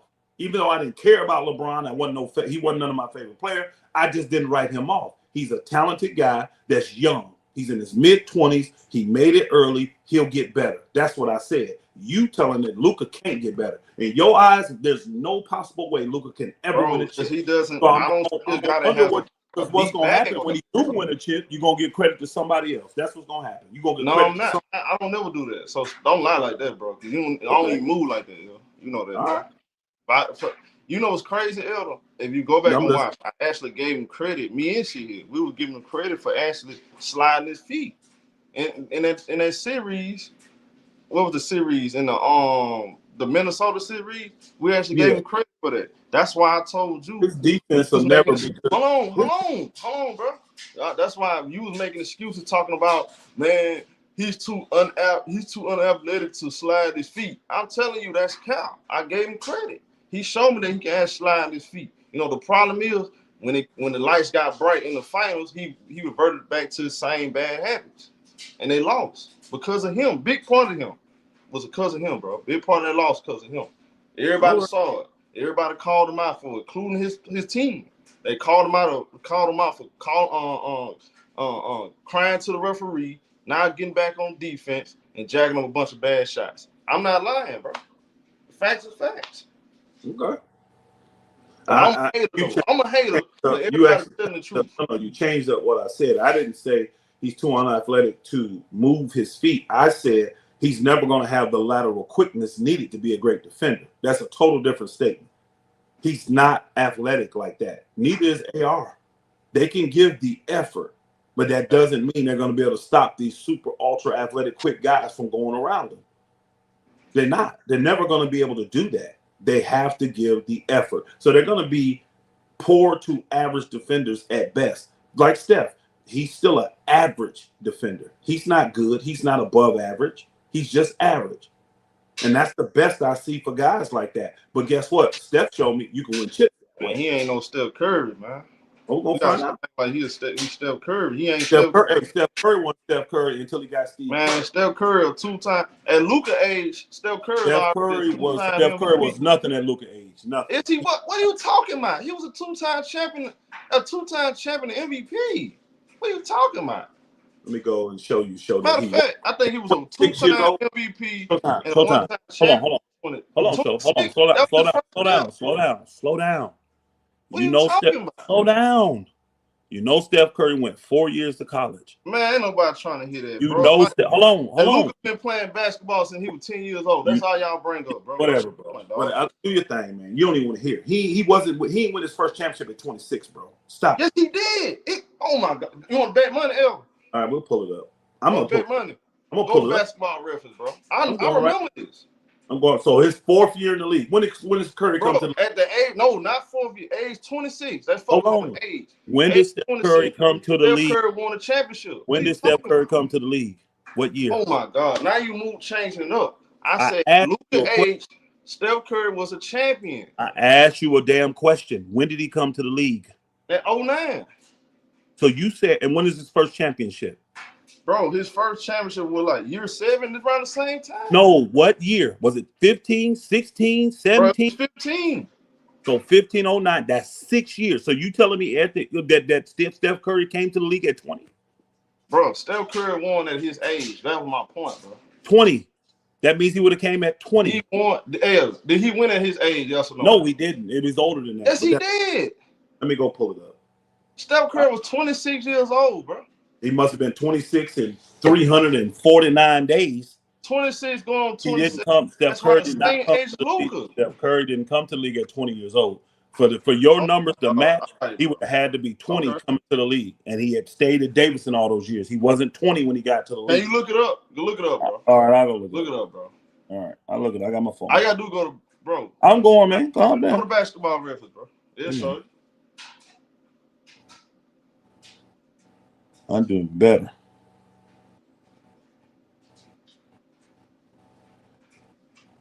When did Steph Curry win his first championship? 2015.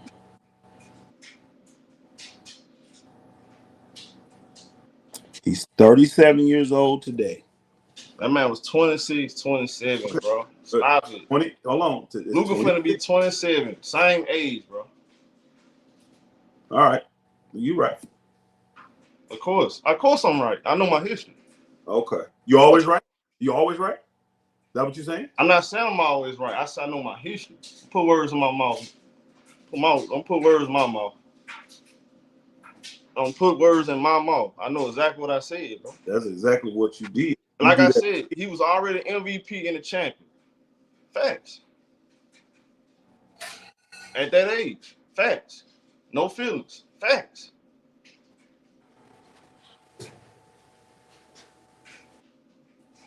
Point proved. It ain't proving no point to me. At the end of the day, it's still the same to me. I'm not writing Luka off at 26, just like I wouldn't have wrote Curry off if he hadn't won at 26. Like I didn't write LeBron off at 26 when he hadn't won. And Curry, the most electrifying man in sports at 26. Now Luka Doncic, you gotta ask him to get in shape. Hold on, was he that then? Yeah, he was. What? Oh my God! No. He was the most electrifying guy in the game. Absolutely, he won his first chip. Absolutely. All right. Who's the MVP? So this no. Who's the MVP?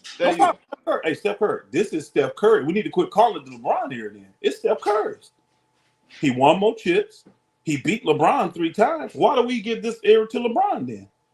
If Steph Curry was the most electrifying dude, he came in his first 4 or 5 years, won the MVP. Then he went on, started winning championships, beating LeBron. Why is this not LeBron? Why is this not Steph Curry's era and it's LeBron's? Why is Steph Curry not in the GOAT conversation and LeBron is? I understand that answer. You ain't got to answer that because LeBron himself in the conversation. Why are we not giving Curry more credit then? I give credit. I give Steph Curry credit. But the reason we don't, because Curry don't play no defense. That's why. He's a one-way player. That ain't what it is. That's why. I don't think that's what it is, though. Why is it then? You tell me then. Why is Steph Curry? I think him losing in 2016 kind of slowed down that talk, you know, because he was about to take over. Like that year, man, we ain't seen an MVP year like that since probably Jordan. Like he dominated. I'm talking about the way he dominated. Don't just look at the numbers. Did you watch the games? Man, they was running teams off the court, and he was only playing 3 quarters. So if you go back and watch, he was on his way to making this his era. It's just they dropped the ball in the finals.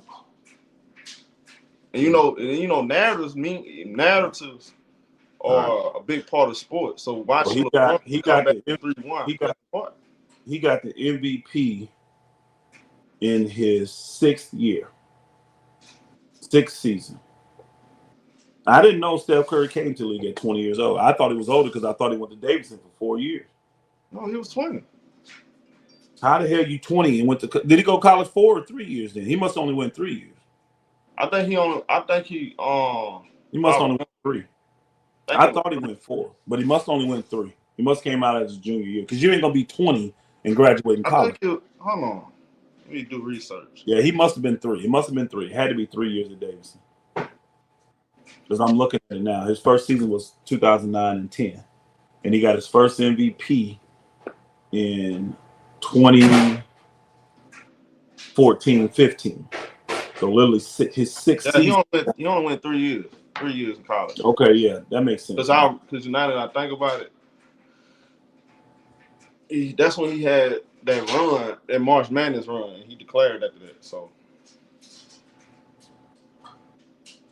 yeah, that was 3 years. But my point is this, though. Bro. Like, bro, we can go back to LeBron, sure, but I'm not trying to hang out and say my point about the Luka thing. My thing,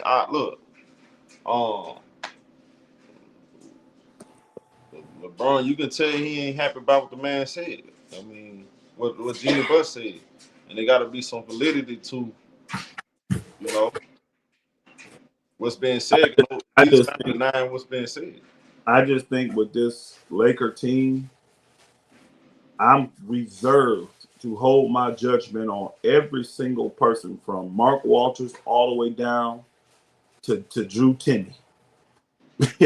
Nobody's getting judged on this season for me because I know it's a shit show. I know it's a sabotage season. I'm not going to place no judgment on these guys knowing the limitations that's been put on them by this hold their clutch got. Now, once they get rid of clutch, now I can hold guys accountable. I can hold everybody accountable, even Mark Walters. And somebody said in there, why do I ever hold this shitty in the chat room? Why I don't hold this shitty front office accountable? You must be new. I literally stopped being a fan of my team because of the front office was shitty. But I believe in Mark Walters because of his history. His history shows me he's going to spend the money in the right direction. He's going to make the right decisions, and he hold his nuts. He don't care about your name. He don't care about your fame. He don't care about none of that. If you are a great player and you produce, he will pay you. If you're a great player with a great name and you don't produce, he's getting rid of you. And he's showing me that already by not offering LeBron James a new contract. You're an old player. You're a great player, but you don't produce. And you don't produce. You don't affect winning with championships. So you're getting out of here. And guess what? I believe he'll do this. Let's just say everything Showtime is saying is true about Luka Doncic. Guess what's going to happen? Mark Walters going to move Luka Doncic too. He going to move Luka Doncic. And I've been saying it ever since he took over, ever since the trade. I don't believe that this new ownership and this front office is 100% sold on Luka. Nobody's looking at Luka like he's the savior and he's going to come in here and automatically win chips for the Lakers. I ain't heard nobody say that. That's being said that we feel that way, but I ain't nobody ever said that. I ain't heard not one person ever say that. So them false narratives being pushed by Luka haters. He ain't that. Luka got to get a fair chance though. And with Clutch in the way and LeBron, he ain't getting a fair chance. He ain't getting it. And that's my stance on this thing. That's my stance. So I'm glad JJ said what he said because that's going to make it easier for them to get rid of his ass. I'm glad. Keep talking about Luka, JJ, so he can get your ass up out of there. I hope he do. Because JJ gone. I want all things clutch cut off from LA. I don't think JJ gonna be there too that long either. I don't Just understand. I don't understand though why they extended him. That part bothers me. I understand why they extended Pelinka, because Pelinka's holding two jobs. People don't know that. He's doing the work of two people. They could actually put a person in the president's seat or the basketball operations seat. You see what I'm saying? You can bring another person in and give Rob Pelinka one job instead of two. So extending him makes sense. I don't understand why they extended JJ Redick the way they did. First, see, this is where the BS with the NBA. You get a guy like Darvin Ham, who has been in the league forever, been a great assistant coach forever. When he finally gets his chance, he gets a smaller amount of money on a shorter term for a contract. You bring JJ Redick in, he gets a longer term contract with more money. Then he gets eliminated in the first round. Y'all see how this shit works? Darvin Ham, his first year, leads the team to the Western Conference Finals. He don't get no extension, no nothing, and gets fired the next year. Why? Because LeBron James. But JJ Redick, he comes in and he's an embarrassment in the playoffs, shows his inexperience in coaching by playing five guys the whole second half, like we in damn college or something, get blown out by the Minnesota Timberwolves, who was a 7 seed when we were a 3 or 6 seed when we were a 3rd seed, and he gets an extension for that? It's almost like a consolation prize. Well, we're going to end up getting rid of you. Kind of like with Nico. You're going to do this Luka thing, but it's going to be so much backlash, you're going to lose your job, but we're going to go ahead and pay you now. I just think it's stupid. I don't know any reason why they extended JJ. Maybe it was because he lost his house in the fire and all that kind of stuff. I don't know. It made 0 sense to me that they extended JJ. 0 sense. And doing this stuff, I don't know how Luka can respect JJ. I want y'all in the chat can say it. How would you respect this guy knowing that he's a hypocrite and he ain't gonna call out LeBron and all the others, but he'll call you out? Now, I don't have no respect for this dude. And anybody I don't have respect for, I'm not gonna go out there and play hard for them to make them look bad. I'm not gonna do that. I'm not. So that's just kind of where they at right now. Shout out to Angelo. Shout out to Stump for the super chat. The 5-piece. He said, "Showing Elder, do you believe in 2 years the new Lakers, the Lakers able to build a great roster like the Mavericks in 2024 for Luka?" I do. They should be able to. That's enough time. I think they can actually do it by next year. I don't think they need 2 full years. They should. They have all the assets, and they could. It may take 2 years though, because it's hard to get a guy like PJ Washington. Washington's so versatile, bro. He don't get enough credit. His ability to get the rebound, push the ball up the floor, guard multiple defenders. Like, it's hard to come across a guy like that. That's why I'm telling you, Elder, that I'm not on your side when it comes to the Rockets trading Jabari, because those guys don't grow on trees. It's hard to find guys like that in the league, bro. So you compare Jabari Smith to PJ Washington? Yeah, absolutely. No, I don't. Jabari still got Jabari he ain't reached his prime. I mean, Jabari got a little way to go. You gotta understand, he young, bro. I understand that, I understand that. But PJ Washington has been the man. He's been the second fiddle. He's been the third fiddle, right? Jabari's already a fourth fiddle, if not a fifth fiddle with his team. Yeah, so where's that development going to come like from? 26, though. PJ 26, 27. You're not listening to me, Shaw. He didn't come out the gate doing that. You're not listening to me. Now, I'm not saying their skill set's got to be the same, but I'm saying Jabari can guard multiple positions, though. I know this. I know Jabari's game. But in Houston, in Houston, you have young stars in front of him, and you have one old star in front of him. You have 2 young stars in front of him one older star and another older star that's hurt in front of him. If Van Fleet comes back right now, you have Van Fleet, you have Kevin Durant, you have Amon Thompson and Sengun in front of him. Where can he develop? See, PJ didn't have to go through that. He was never. That might be the PJ case. I'm not gonna disagree with you on that part right there. It's just a man 22 years old, man. I think you're not. I don't like you're not. if I trade him, because think about this. He's the only like legit power forward on that team. He's the only one. The only one that can add, he's actually got the skill set and the size to play the four. You know what? Keep that. Hey, I'm gonna tell you, like I told all the people last year from Houston when I watched 60 of their games with them last year, and I told them what they needed to do, and they didn't do it till the summer, and they all came back and told me, "Man, I wish we'd listened to you, Elder, because you were telling the truth." I know about Devin Green.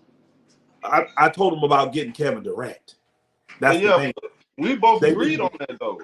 That again. We agree. Yeah, and again, the reason I'm saying Jabari needs to go, he is the most easy, even though he's the only power forward, you can easily replace Jabari, especially the way they play. They do double bigs a lot anyway. Jabari Smith is not helping them being inconsistent as a fifth option. He's not. And you got other guys that can guard all five positions on that team as well. Okay. You do. The position you need, you're going to need Jabari to get you what you need right now. You got Kevin Durant. You done put all this money in him. You got him for 2 more years after this year. So you want to waste his years because, okay, I'm going to ask you this, show. Can they win with this roster? You might have to, like, in reality, though, what you're saying is kind of true in a way. It's totally true. And to me, this could, now it could come down to, okay, is Kevin Durant worth trading him? You already got Kevin Durant. So you've already made you got Kevin and you've re-upped him. Remember, he took a little discount. What you're saying, but hold on, but you gotta evaluate, okay. I got Kevin Durant right now. Now, do I make that? This is a huge decision right here. You got a 22-year-old. Do I go ahead and move this guy or don't re-sign KD? They already re-signed KD. What are you talking about? They gave him. He took yeah. They already. But how many years though? It's not a long-term deal. Did they sign? Hold on. Did they? Hold on. 2 years. They didn't give him a contract. Yeah, they did. KD got a 2-year extension. Okay. He took a discount. He took a discount. He didn't make a match. He getting like 40-something million or something like that. He took a discount. They paid Jabari already. But to me, I'm gonna move. 2 years, $90 million. I'm gonna move Jabari. I'm gonna move him before I have to pay him any of his money. He's still finishing out the last year of his rookie deal right now. But the thing is, I know right now, the way I look at this team, there is no way in hell this team can win a championship, in my opinion. I don't see that. This team cannot win a championship. Now, I'm saying though, let me ask you though, is Kevin Durant worth trading Jabari? Is he worth trading? He is. Because I've already committed to him and I want to win now. I only have a short window to win with him. I'm Hold on. This is the thing. Durant got like 2 years left. Bari don't help me win. If Bari stays y'all, you don't listen, show. Oh my God. I don't care if he's 12. I don't care if he's 12. I don't care if he's 12. With this team, he can't develop as a 5th or 6th option. I know that. You already explained that. Why would I keep him? Because there's no chance. Okay, hold on. Do you see Bari? Do you see Bari jumping my young stars? Do you see him jumping ahead of Amin Thompson or Sengun? Because they're young too. Does Kevin Durant guarantee you a championship? Not with Bari on the team, no. All right, man. I don't think there's a glaring weakness in this team. It ain't defensively, even without Bari. Kevin Durant a number 1 on the championship team at this point. I think Kevin Durant can be. I think Kevin Durant can be your number 1 scorer on the team. No, listen. I'm talking about best player, not scorer, because you need him for the buckets. I'm saying I'm not sure he can be your best player. It's actually irrelevant what you think. It is. All right. Sometimes you know why it's irrelevant? Because they've already committed to him. That's why I said it don't really matter what we think. Even if we think right now he's not a 1, does it matter? They already committed. They have already given the extension. Okay, look, check this out. I trade. Okay, you gonna trade Jabbar trade for Durant? 35. Look, you make a move. I'm with you on making that kind of move. Go to get Drew Holiday. The problem is, I might be making a mistake trading Jabari, who in 2 years he can be all-star. Y'all act like how Showtime? Tell me how on this team. How is Jabari going to be an all-star? I hope they do trade to the Clippers. No, Showtime. I want you to I want you to answer that question. I tried to ask you, but you cut me off, and I tried to show you why he's not. He's gonna leap Amon Thompson. He's gonna leap Sengun. So they're gonna have 4 all-stars. You don't have to be better than them guys. Kevin, you said what? You said what? You don't have to be better than those guys to be. So you're gonna have 4 all-stars. You telling me Jabari Smith in 2 years can be an all-star when he's got Kevin Durant, he's got Fred VanVleet, he's got Alfred Sengun, he's got Alfred Sengun and Amon Thompson on this team. I said in 2 years, his Kevin Durant contract gonna be up. Showtime. Kevin Durant got a 2-year extension from this year. He got 2 more years. He is not. Look, they can trade him in 2 years. You never know what can happen, bro. Okay, Showtime, no problem. Let's get rid of Durant. Is he gonna jump Sengun? Is he gonna jump Amon Thompson? Man, I'm not saying he's gonna jump Sengun. He gonna jump Thompson? He gonna jump Amon? See, y'all act like Jabbar trash. He might not be as consistent. You be avoiding the question, sir. He don't have a consistent. Showtime. You be avoiding. You don't never answer questions, man. I can do it because you don't answer questions. You leap all over. I do answer questions. You the one don't answer questions.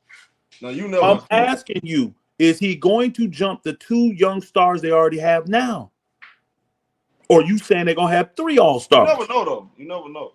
Oh, my God. He is not that good, Show. I've watched their games. I watched 60 games of them last year. 60. Go ask Greenleaf. I was there with them for 60 of their games. I watched their talent. Jabari Smith is inconsistent for a reason. He's inconsistent for a reason. Again, I'm telling them to trade him. You trade him now while you can get something to help you win now. Who gonna play the 4? Anybody. Who cares? Who cares? Anybody can play the 4. Gotcha. Tari Easton can play it. I don't care. Get old ass Jeff Green off there to play it. I don't care. The way they play defense with them double bigs they got, they can get by without him at the 4. They can. Guess what? Everybody can't play. Showtime. Last year, when he went down for all those games, they still won. Didn't miss a freaking beat. They didn't miss a beat defensively. They didn't lose no game. But when VanVleet went down, everything went to tank. Guess what? VanVleet went down this year. Everything. You gotta understand. I don't care if you play Kevin Durant at the 4. Play Kevin Durant at the 4. I don't care. You have to understand something. Jabbar is a player. He's one of those players that needs really good guard play, Elder. He needs a point guard. You have to get him a point guard, Elder. And like I was telling you earlier, how we gonna get a point guard without giving him up? How we gonna get a point guard without giving him up? Cutting me off. Go ahead. You got to give up some of value to get a point guard. All right, bro. And here's the thing: if I get a good point guard in there, but how you gonna say he's not this and not that? But he don't have a point guard. No time. I'm trying to show you he's 5th on the depth chart. If I bring in a quality, Showtime. If I bring in a quality point guard and keep Jabari and keep all them other guys, he's 6th now. He's 5th. He's 5th. That's fine, Elder. He don't have to be the all-star of the Rockets. He don't have to. That's fine. I'm saying, bro, he literally, man, I'm telling you, I don't think I really understand his skill set and what he really can bring to the team. I'm gonna tell you what's going to happen there. The problem is everybody's playing out of position. Elder, this is what you don't understand. Everybody on the Rockets is playing out of position. They don't have a point guard. There's no real pecking order over there. We know Kevin Durant gonna get buckets, Shagun, what he brings, but Shagun is still young. He's not ready to win. He's not ready to win right now. He's taking a leap, but he's not ready to be a player that leads the team to a championship. He's not on that level yet. They missing Jabari that Smith. leader. They don't have a Jabari- general on the court. Do you see They Jabari can Smith? get everybody. Huh? Do you see Jabari Smith as being that type of player that's going to lead you to a championship? He's gonna play a pivotal. He can be just like Aaron Gordon. Okay, so the answer is He no. can be just like Aaron Gordon. He can be just like Aaron Gordon. Hey, I'm gonna tell you right now. He can be just like Aaron Gordon and play I a role. 100. I'm gonna tell you right now. I 100% disagree with that statement you just made because people forget. That's fine. He's 22. People forget that Aaron Gordon was a number 1 in Orlando. He was the man in Orlando and took a lesser role to go win. He wasn't really number 1. Though. He wasn't really number 1. It was Vucevic. Oh my God! All right, show. That's cool, bro. Vucevic was really the number 1. Yeah, you're right. You're right, show. You're right. I ain't gonna argue with you about this. Who's really Aaron the number Gordon. 1? It was Aaron Vucevic. Gordon. He was the one. Aaron Gordon was the one. He was the best player on Orlando's team. He was the best all-around player, but he really wasn't the number 1 scorer. He was my. Again, the level that Aaron Gordon was for Orlando, he was like the second. He was like the second option. Jabari, he can't be that on this team. He can't be the second option on this team. He can't. If Jabari's the second option on the Houston Rockets, they barely making the damn play in. Stop it. He's not leaping. Yeah, they had Victor Oladipo too. So Gordon like number. He's not Oladipo. You trying to say Victor Oladipo was ahead of Aaron Gordon? Yeah, he was. He actually was. I'm done, show. I'm done with this conversation, bro. Are you crazy? Do you not remember Victor Oladipo? I remember Victor Oladipo. I remember him. They had Victor Oladipo and Vucevic. Yeah, and they were, and Aaron Gordon was the third option. Yeah, you're right. Yeah, you're right.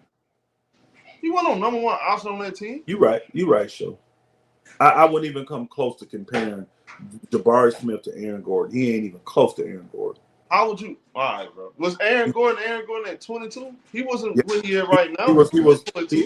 He was great there, and that's why what's the name them pegged to bring him over there, and he sacrificed going over to Denver. He did. He sacrificed going to Denver. Denver saw it, but he sacrificed going over there. Jabari Smith is not Aaron Gordon. Not even freaking close, bro. Not even close.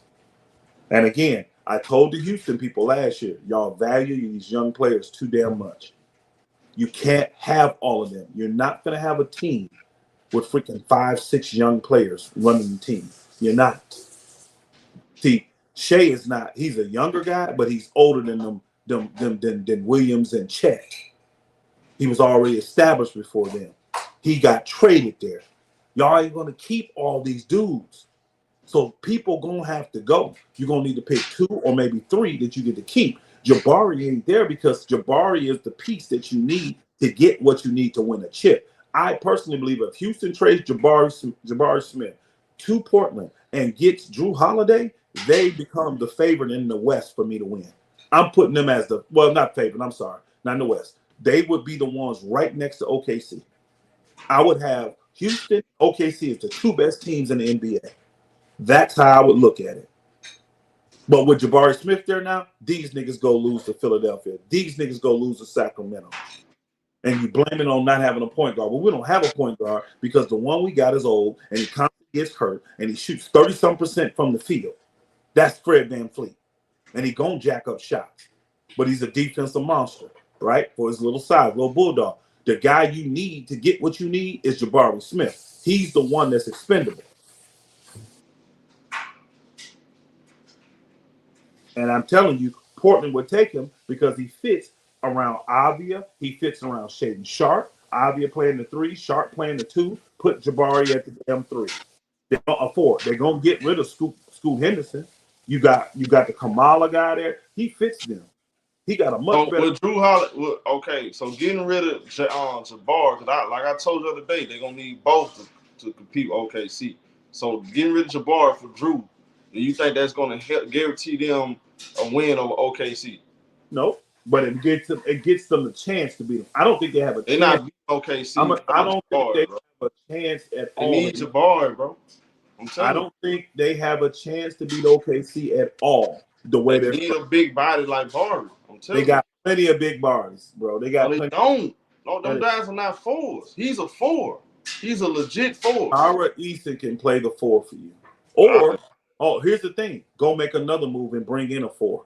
Go get a Smith, a Jalen Smith from Chicago. Go get somebody. Bobby Portis. Jalen Smith ain't no dog on Jabari. All I need him to do is play defense. I don't need his scoring. They're one of the best. He ain't on that level, man. You see him on Chicago? He ain't no defender like that. He can play deep. Bro, He can rotational player. He can play deep. No, he starts for Chicago. He can play deep, bro. Man, he a rotation player on a championship level team. Go get Bobby Portis then. I don't care. I just named guys. Go get Bobby Portis. He's available. He can do it. Tell me Bobby Portis can't do it. Man, Lanny, y'all need to trade him to the Clippers then. I guarantee you he'll look totally different with the Clippers. Shit. Hey, trade him for well, no, because at the end of the day, they need Drew Holiday. He's the perfect fit for what they need. Trade him to the Clippers then. But you're not getting a guy like Drew Holiday without giving up something. You ain't getting him. I would love to have Barr. Please trade him Barr to the Clippers. I'm be on YouTube celebrate. See, Barr, I don't rate him like y'all do. I mean, that's fine. Look, he ain't all that. And I hope the Rockets see. No. I said he's a good player, but I don't rate him like y'all do. Y'all act like he's. See, I don't rate him on no. Bro, look. Check this out. I see him being a key piece on a championship team. That's very important, Elder, because everybody can't be no key piece. Like Miles Bridges, Elder. He's not a key piece. He can't be your starting four on the championship team. Absolutely not. That's why nobody want him. But Jabari, I think nobody wants his contract and his history. I think that's the main reason they don't want him. It's his style of play. His contract and his history too. Elder, the way he plays. Forget that. Watch him play basketball. I watched him. He doesn't play a winning style. He can't be your starting power forward on a championship team. I got you. I think he's more of a three anyway, but I get it. But Lanny, I understand that. I put Kevin got to play that way because they don't have guys that can space the floor. If Kevin Durant played 4 in Brooklyn, he played 4 in Phoenix. Put his ass at the 4. Shit. But we saw what happened with that, though. We saw what happened. He kept getting hurt. Hey, he'll be fine. He'll get over it. You making that money. Do what we need you to do. Like they told Anthony Davis. You want at 4, but we need you at 5, bro. Yeah, that worked out, huh? Yeah. I mean, at the end of the day, Kevin Durant is way more healthy this year than he was in Brooklyn because he doesn't play the 4. Kevin Durant has actually been healthy. Kevin Durant don't have the skill set to play the 4. He just got the height. He's been healthy these last few years, actually. So he ain't had no real major injuries or nothing. Missed no lot of time the last 3-4 years since he came back. So he can do it. And you got Tyrese in there. You still got guys that can do it, bro. You got guys. If not, make another minor move and bring in a defensive 4. You can find 4 is the weakest position in the NBA. It's the weakest. That's an important position in the NBA. There's not a lot of real 4s in the league anymore. So that means you can find guys to defend the guys you're concerned about. You can go find somebody that can defend them. You're concerned about Chet. That's who you're concerned about. That's it. You ain't got no other 4 in the damn West you're concerned about except Chet. So go find a guy that Wemby plays so 4. Who? Wemby. That's fine. They're the same shit. If you can guard Wemby, you can guard Chet. Shit. Them dudes is great though. You're only gonna be able to do so much with them dudes. Go find a guy that defenses them well. Because guess what? Them two eat Jabari ass up. They light his ass up like a Christmas tree. Go look at the numbers. Go look at them games when they play. Jabari don't slow them two down at all. He has zero effect on their offensive game. Because he don't have a point guard. That's why. Oh, he needs a point guard to play good D on Wemby. That what you telling me? Hey, Mr. Mash, they don't understand. Aaron Gordon is a nightmare for Kevin Durant. Guys like Kevin Durant and Kawhi banging with an Aaron Gordon, all they're gonna do is wear him down, bro. That's why I'm trying to fully agree with that. You gotta have. That's another guy you gotta do. I thought about that's another guy because Denver's gonna be in there. Bron's gonna be in there. So those are the guys you worried about: Chet, Aaron Gordon, and Bron. Them the 4s that you worried about defending. And you really ain't gonna stop Bron. He gonna do what he want to do offensively. Chet is okay. You can kind of physically with him, and Aaron Gordon gonna be Aaron Gordon. He a double machine. I don't see Jabari does nothing with these dudes. It ain't like he stops any of these guys. He's not being used the right way, and when he gets traded, and I hope it happens. y'all gonna see that, man. Why he wasn't doing? Well, my thing is this: he was playing out of position. He didn't have a consistent role. That's what happens when you don't have a point guard. So you gotta understand, Jabbar. Hold on, let me say it real quick. Don't you know Jabbar has to play that way? He has to just sit on the 3-point line because they don't have enough spacing on the court with Armand Thompson and Shagun, these guys. That's not enough space. And you got Josh Okogie starting. So he has to be the only guy, the outside threat in their starting lineup. Because they don't have no spacing. They don't have shooters like that. So if you go out there and actually get a point guard and everybody gets I'm talking about you put him on a team that actually everybody got a Pacific Road point guard, you got a center, you got good wings and a really good backcourt, Jabbar would shine. He would have a much better man. He would play so much better, bro. So y'all can have him and let Ty Lue do what he did with he ain't gonna. He would do wonders. You see what John Collins, I told y'all, John Collins gonna fit perfect. It took a little minute, but you see how John Collins playing in that starting lineup now. Yeah. That known power stuff went away real fast at that 1 month. You don't hear nobody no known power no more. Yeah. I'm just saying if Houston's gonna do it, they got a 2.5 year window to do it. And I think holding on to a player like Jabari is gonna make them that window close real fast. And they're not gonna be advanced to where when Kevin Durant gone, where Jabari, Amon Thompson, and Sengun could lead them to a chip. They're not gonna be at that level. Because what you forget is that you have these other teams that have other young stars that are better than the stars they got. In my personal opinion, Detroit's young players are better. OKC young players are better. They young players are not really better though. All right, we'll see. Like compared to Houston, they just the thing is they have a who does Houston have? Pecking order, bro. They got a bunch of max level players that just who does Houston have that's better than Cade Cunningham? Outside of Cade though. Cade is better. Durant. I'm taking Cade over KD. Who's better than Durant? Who's better than Durant on that team? Jalen Durant, Shagun. Yeah. Okay. Shagun better. All right. Next. Who got the better Thompson twin? Rockets. Next. Okay. Jabbar is better than any other role player they got on their team. Shit. I'll take the Pistons over them. You put Jabbar, I swear on everything, Elder. And being in the East. You know what, Elder? I wish Jabbar get traded to the Pistons. Watch how, boy, oh my God. Put Jabbar on the Pistons. Oh my goodness. Oh, that'd be a great trade. Oh my goodness. That'd be a good trade. That'd be nasty. Jabbar with Cade. But here's the thing. Where they going to get a point guard from? If you're going to trade Jabbar. No, I'm talking about where it's Houston. If you're getting rid of Barry, it ain't just to get rid of him. It's to get everything. He ain't no point guard. Stop it. He came from Purdue. He's and he hurt all the time. He's a good guard play. Van Fleet ain't no point guard for real. Whatever, bro. Y'all not understanding.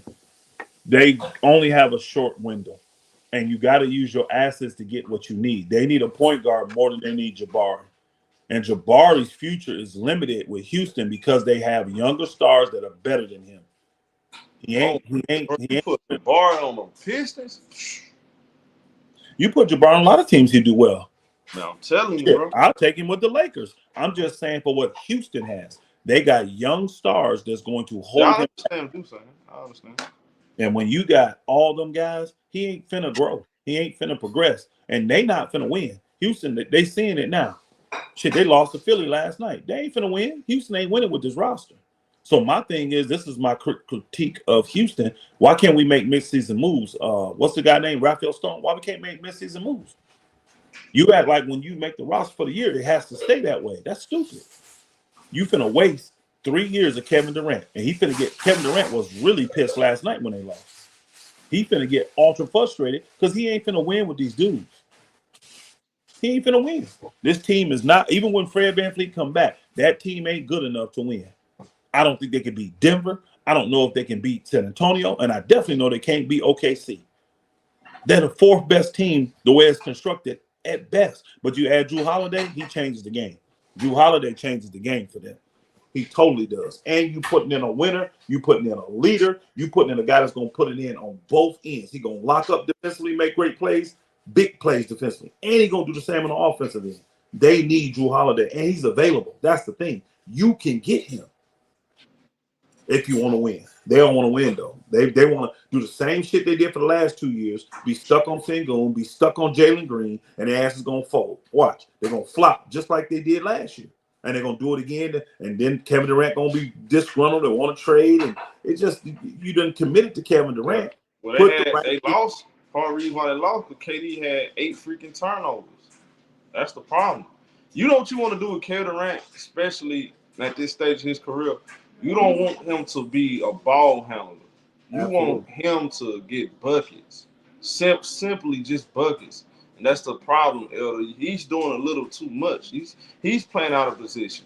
He needs to help because they got him handling the ball. They got him bringing it up and handling the ball. That's what see, that's the problem. Everybody's playing out of position. They don't have the right piece. How do you get it? Tell me how. I think we all on the same page. When we disagree is who should they trade? Well, how do you get it then? How do you get it? You tell me the guard. I do don't have the only like throwing out stuff that ain't gonna work. The only way, this is what I think they should do.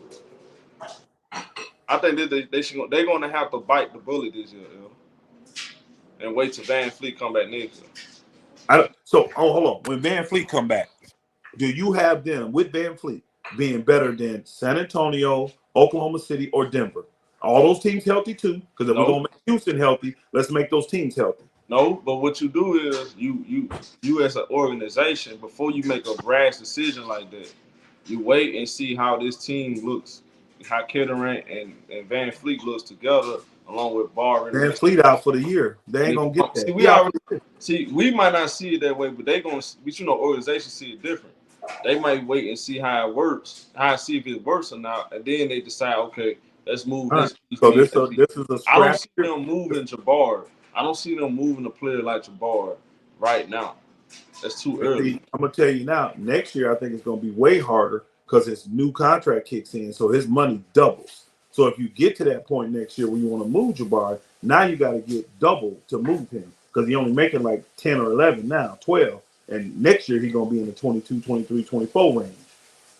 So his contract doubles, and you got to take on the full contract. They're going to do what they do in Houston. This is my biggest knock of them. They won't make mid-season moves to improve their team, and that's a problem. And they're going to flame out. Watch, they're going to flame out. They probably already failed to the 6th or 7th spot. I mean, they're floundering right now. They're floundering. And this team ain't finna get no better. Then they got pieces on that roster. I think they beat Phoenix in a 7-game series. Yeah, they probably could beat Phoenix because their defense is. I think they can beat the Lakers. Again, those teams ain't championship contending teams, though. But hold on, no, I'm making a point. I'm making a point here. Right. I think they can beat the. It depends on matchups. I don't think they can beat San Antonio. I don't think they can beat. I know they can't. They can beat them. They can't beat Denver, and they can't beat Houston. OKC. Now, if you add old boy, I think they can beat all those teams potentially. OKC would be the only one I wouldn't, have a ton of but I have to see what they look like once they get him and let him adjust. I'd have to see. I think them in Minnesota, to me, is a. Oh, that they're gonna easily eat Minnesota. I don't think so. I don't think they can easily beat them. No. I think Minnesota would beat them. I'm sorry. I think Minnesota would beat Houston. Yeah, I was going to say because I think Minnesota would beat Houston. Because forget Minnesota is playoff test. They didn't went to the that was my point. Minnesota's gonna take it up in the playoffs. There you go. They will beat. Yeah, they will beat Houston, bro. And not a fifth in the West. Because I watched Kevin Durant against Jaden. They got guys that can. They got long enough guys that can guard him, and they got a gutty that'll guard him. Because Anthony will take it. He gonna take it. And against Minnesota, you're gonna really need legit guard play.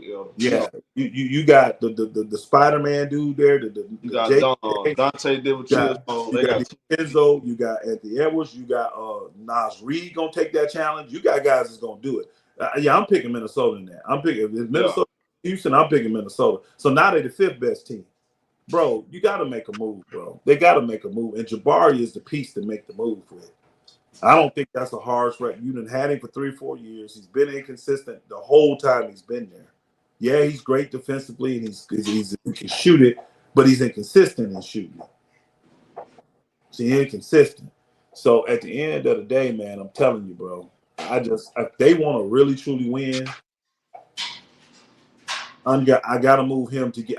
He's the only piece I see that Portland would be interested in to get. Oh boy, and that's the person I think that's available that they need. Somebody else maybe give me another point guard that's available that they can get, and tell me something else. Because if you can trade Reed Shepherd to get it, great. But who wants Reed Shepherd? Who wants Reed Shepherd? Your girl taking pictures of your show. Man. What you got going on, folks? She got you, man. She got you. You see what I'm saying, though, bro? I'm like, man, I need them. They know they can't win right now. And Kevin Durant is on a time frame. You got a 3 year, 2.5. You got this year and the 2 years next year you signed him. That's it. Kevin Durant will be 40 by then, bro. He's 37 now. I can't waste. If I've already committed to Kevin, I can't waste another year. I can't waste this season. I can't waste it, bro. And that's what we're saying. Well, let's just see what Van Fleet. That's a wasted year. I just literally wasted a year. And I got all this money invested now. And then all these new contracts kicking in too. Sengun contract. Amon Thompson finna get paid. You got to pay Amon Thompson this summer. You got to pay him. Man, come on. I can't do it. And Amon, they say he's a max guy. They say Amon should get a max. Houston don't get nobody that. They want everybody on a discount. Let's see how much of a discount Amon Thompson give them. I'm moving.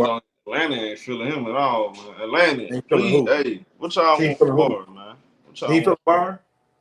Atlanta been watching it. He inconsistent, bro. Barry's been very inconsistent. What y'all want for Barr? I'm just saying, Barry is. He ain't got no point guard. Of course, ain't gonna be consistent. He's the piece that they can move to get what they need. Okay. Y'all want James Harden? You trade Harden for Barr? Hell yeah. I love Harden, but I'm thinking about long term too now. We can win without. I see. Y'all can't win without Harden, man. Stop it. We can win some games with Kawhi on the floor. Kawhi ain't gonna be, bro. Kawhi don't play many games, Harden. And then again, I don't know, bro. Because I love Harden though. Y'all need Harden. See, I rock with Harden. I rock with Harden though. I ain't gonna lie. I miss a Harden. Harden part of the I don't know. Him and Kawhi, man, man, they're a great duo together, man. They play good off each other. But I'll probably keep him though. I'll probably keep him. Greenlee said he'll trade Barr for Bob. But I'm gonna tell you something, J. Lou. I'm gonna text Greenlee. I want to talk to Greenlee about that too. Even if they got Bobby Portis, guess what? You're gonna have the same problems with Portis. He needs a guard. Now Bobby Portis does play. He does have a better inside game. He got more toughness, more experience, So he'll probably be more productive with the Rockets than Jabari right now. But long term though, I think Jabari can be better than Bobby Portis. That's fine. He ain't that now, and I got a 3 year. I understand. And I understand it's all about the timeline. The main problem is the timeline. Because Kevin Durant, he's not a younger. You signed him for another 2 years, so you basically got him there for 3 years. So I get it. Shagun.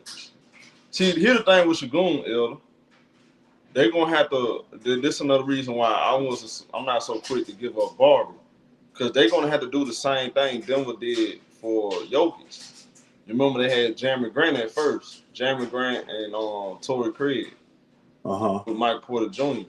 They're gonna have to get a proven tough physical forward on the to be on the side of Shagun and hide his deficiencies on defense and his lack of athleticism. So that's why I'm not so quick to give up Jabari. But if you give up Jabari, You better go get another guy that can because you got Elder. You got to have an athletic, physical four on the side of Shagun, bro. You just got to. Yeah, but the Clippers don't need no LaMelo Ball. No thank you. I think Elder. And what else you want to say?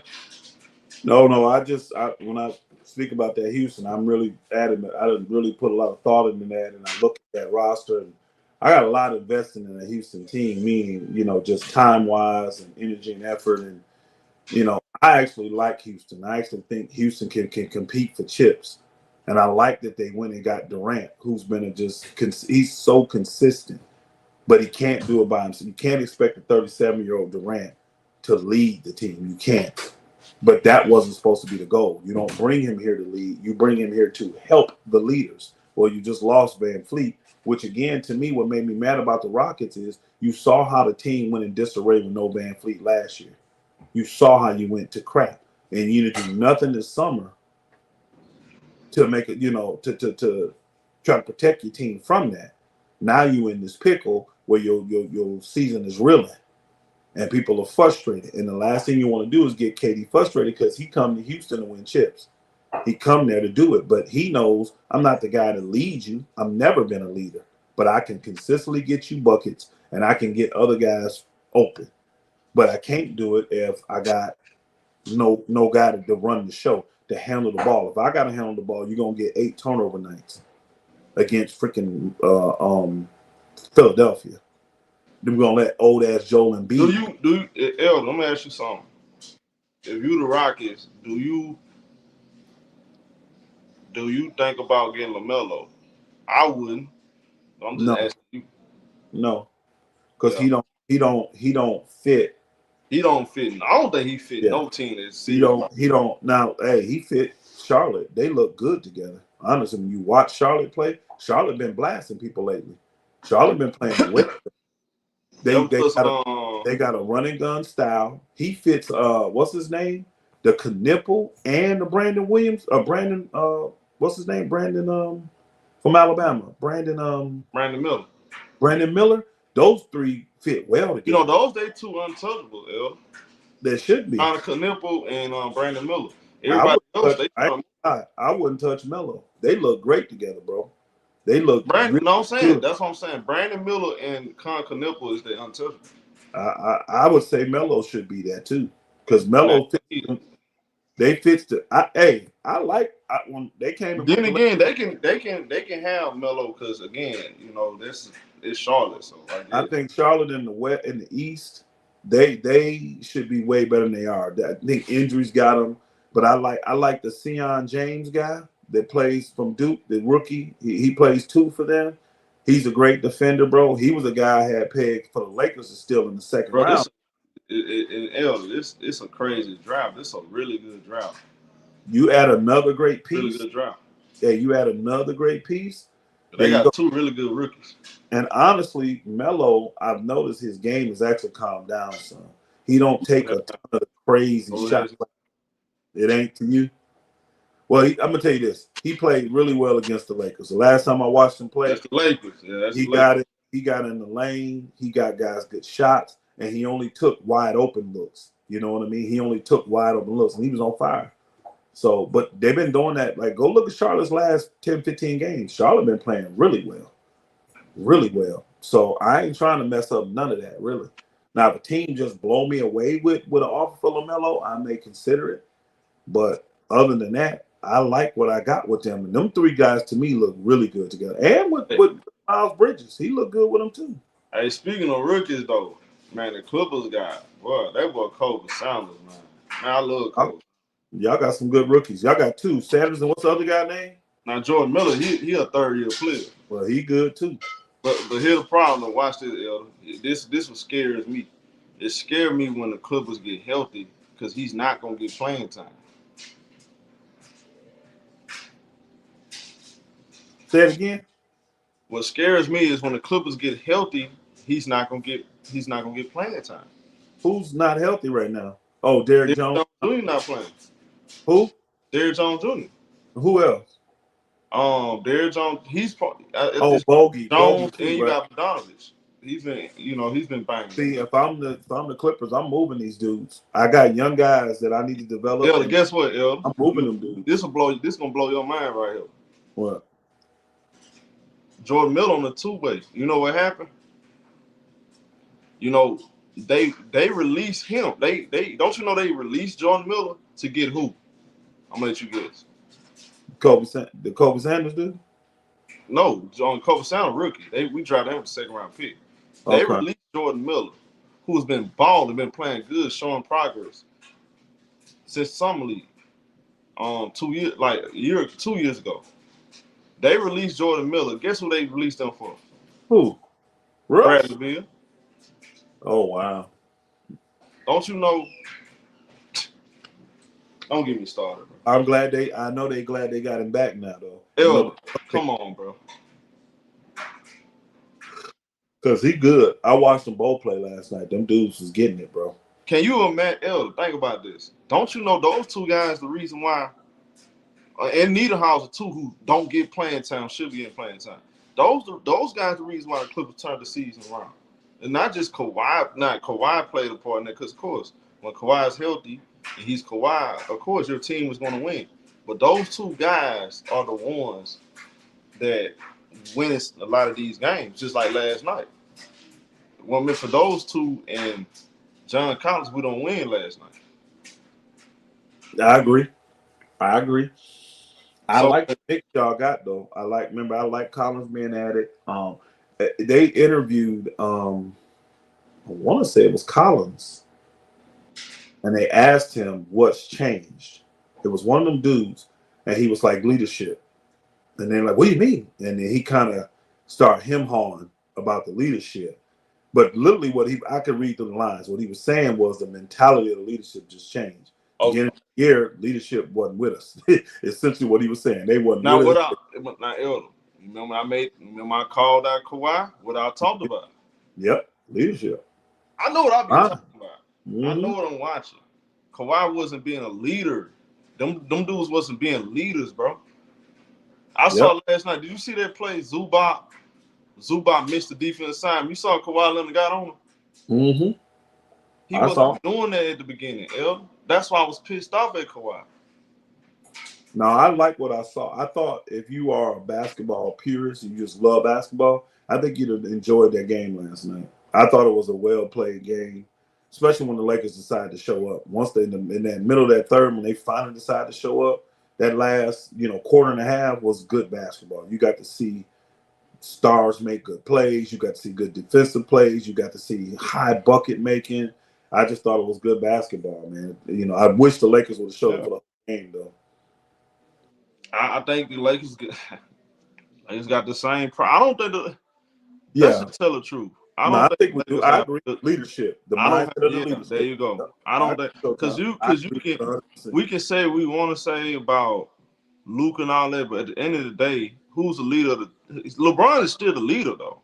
To me, LeBron still has to be a leader. As long as he on the team, I think LeBron. He needs to set a better example. I think LeBron. That's what I don't. That's what I don't like. What I'm seeing from LeBron. It would come. I want to see more leadership. I think it would come on empty ears because people know the play. Everybody know what's up. So Bron can't. He's not really the leader. He's the controller. He still has the power over the team by his play, by the things he says, by the things his agent says. You see what I'm saying? He ain't really the leader because everybody knows that the Lakers ain't rocking with him, and he ain't rocking with the Lakers. See, but Elder, that's corny. That's lame. If you on the team, let's just be honest. As long as you on the team, you LeBron. You 41. You are the most proven guy on the team. You are looked at as the leader. Like Luke might be the better player at this point, but you still the leader. You have to be the leader no matter what's going on. You still got to go on the court and be the leader, though, Elder. There's no excuse. I think if Bron went out there and these guys, you still got to lead by example, though, bro. If they you can't tuck it, you can't pick and choose when you want to be a leader. Your team ain't gonna win. But when you have different agendas, you do. And if they believe that Bron was serious and really wanted to win, I believe they get behind him. But I they agree. know that he's That's not. the problem. They know that he's not, and they're They not gonna dysfunction. get behind him. Yeah, they're not gonna get behind him at all. And Dysfunction, man. hey, that's why I know you can't get a consistent max effort from nobody on this team, from Luka on down. You're not, because I just don't play, bro. When you mentally know you're at a major deficit, and people that control the team, control minutes, control playing time, controls all this stuff is against you. They got a whole nother agenda. You're not gonna play hard. But Luke, I'm gonna say this, Luke. Being the best player on the team and being a leader, two totally different things. Some guys are both, but in this case right here, Luka, this is Luka team. It's his team, but LeBron. But you know this, bro. When Derek Fisher was on the Lakers, right? Derek Fisher and Kobe, they were the leaders. Fisher wasn't the second best player on the team. That was Paul Gasol. But who was the leader though? It was Fish and it was Kobe. LeBron, he has so much wisdom. He have been through all of the wars. He'd have been through all these different scenarios. So it look like to me, he'll be able to lead this pack. Now, whether they win or lose, they need to come together though. When you got too many guys, we got all these guys, especially your leaders, not they got their own agendas, bro. You're not gonna win like that. That's just real talk. And show all Laker fans already know it's impossible for us to win. This is why the thing came out when it did. You were asking yesterday or the day before, the timing. Why the time? They're trying to get it. They're realizing that this year is kind of open. OKC start off down, but they got flaws. They can be beat in the right scenario. They see this. So they're like, we not that far away, but we got to get rid of this to do what we need to do. So this is why that stuff came out. This is why they're trying to end their relationship with LeBron and Clutch earlier. We'd love to do it February 5th instead of having to wait to June. You see what I'm saying? Yeah. That's why they're doing it. But they know it's no way possible. Clutch will never allow it. If this team start going on a roll and getting successful, we already know LeBron is going to get some from his people, but the majority of the love going to go to Luka, or it's going to go to AR, or it's going to go to the front office. That's the problem with and Elder, and that's the biggest problem. They're allowing the media to control the atmosphere in the locker room. Yeah. That's gonna be Lakers' biggest downfall. That's why I agree with you when I say it's time for a divorce. Why are we even waiting? Why even? I mean, if you the Lakers, right? Elder, you the Lakers, right? Yeah. And you completely done with LeBron for real. Look, I mean, if I'm done with you, I'm done with you. I'm not waiting till the off season. I'm not finna just waste my year away. Why not? Well, the problem is you don't have no control. What you if you really done with him? He got the no trade clause. What you gonna do? Hey, I mean, see, right now they got no control over it, and with all the injuries we've had. Remember, Gabe was out, Rui was out, AR was out, Hayes was out. At the time LeBron came back, we had 5 guys out. We actually need LeBron. So I can tell they played that game. But then when Rich Paul came out, did what he did, you heard the rumbles. The Lakers front office is pissed about this, bro. You talking about winning the championship level? So that's why this fire back at his butt. Again, it's gonna be a shit show. It's long and punches there, bro. That's why I'm not even taking them serious like that. That's why I told you, never heard me say that the Lakers are even. That's why I said before they winning out the first round. I ain't even got the Lakers getting out the first round this year. I don't either. Honestly, and I hate this. I really hate that. They're gonna make the playoffs, yo. They're gonna make the playoffs. I know. I wish they wouldn't though. They're gonna make the playoffs. I wish something would happen that, not a season-ending injury, but the type of injury that puts you out for a couple months. I expect the Lakers. I do expect the Lakers. Elder. All right. See, right now, you got enough time to bitch and moan and complain about little shit. But I think when it gets towards the playoffs, I can see them kind of like not gonna happen. Come more together. I do see that though. I don't think it's gonna be enough. They just don't have. I don't. I don't see it happening. No, listen what I'm saying though. They may lock in more together, but it still won't be to where it's going to help them win the championship. Yeah, I don't think the roster's talented enough to. I don't think the roster. Let me say it real specific. I don't think the roster's talented enough to even win a playoff series unless it's like style makes fights. You're gonna have to get like if you get. You see how they came together. If you get Golden State right, you may get past them without Jimmy. Maybe. You saw they came together in the fourth quarter. Yeah, I did. All right, so that's what I'm kind of like hinting on. Like I can see them like, oh, we got something going on. Let's just lock in right here. Here's the Lakers. They have not played a full 48-minute game all season. It's been inconsistent like this all season, show, and it's going to stay that way because of the powers that be and the things going on. It's going to stay that way. Watch, it's going to stay like that. So. It's gonna stay like that. So I don't trust it at all. We can come together, but it's gonna be very small. It's gonna be temporary. It's never gonna be nothing consistent. We'll never get 7 games where we're together, let alone freaking 7 quarters.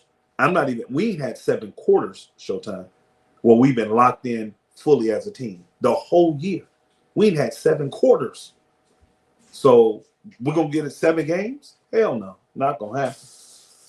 Everybody talking about your girl, show in the chat. What happened? I thought they was talking about your girl in the chat. I saw you smiling. I thought you was reading the chat. I'm not reading the chat. So, right. But yeah, man, I just don't see it. Showtime. I don't see it. I just don't see it. So, hey, look in the chat. What game y'all want me to do tonight? I mean, y'all know I like watching OKC. Who they playing? OKC. Pacers. The Pacers? Yeah. That's a negative. Who else? Dog walk, huh? Who else playing? Pistons Rockets. That's a good one. Pistons Rockets playing tonight? Yeah. Oh, you got to do that game. Pistons Rockets. I want to do Pistons Rockets too, bro. Pistons Rockets. Yeah. That's the one you should do. I can't think of a better game than that. We got a better game than that tonight? There's not a lot of good games. Yeah, man. I do Pistons Rockets. If you got to do something tonight, I'll be doing Pistons Rockets. That's a good one. Yeah. Houston need to win bad, too. They need to win bad, and the Pistons ain't trying to give up no leverage. Yeah, I'm gonna have time. Brother against brother, too, tonight.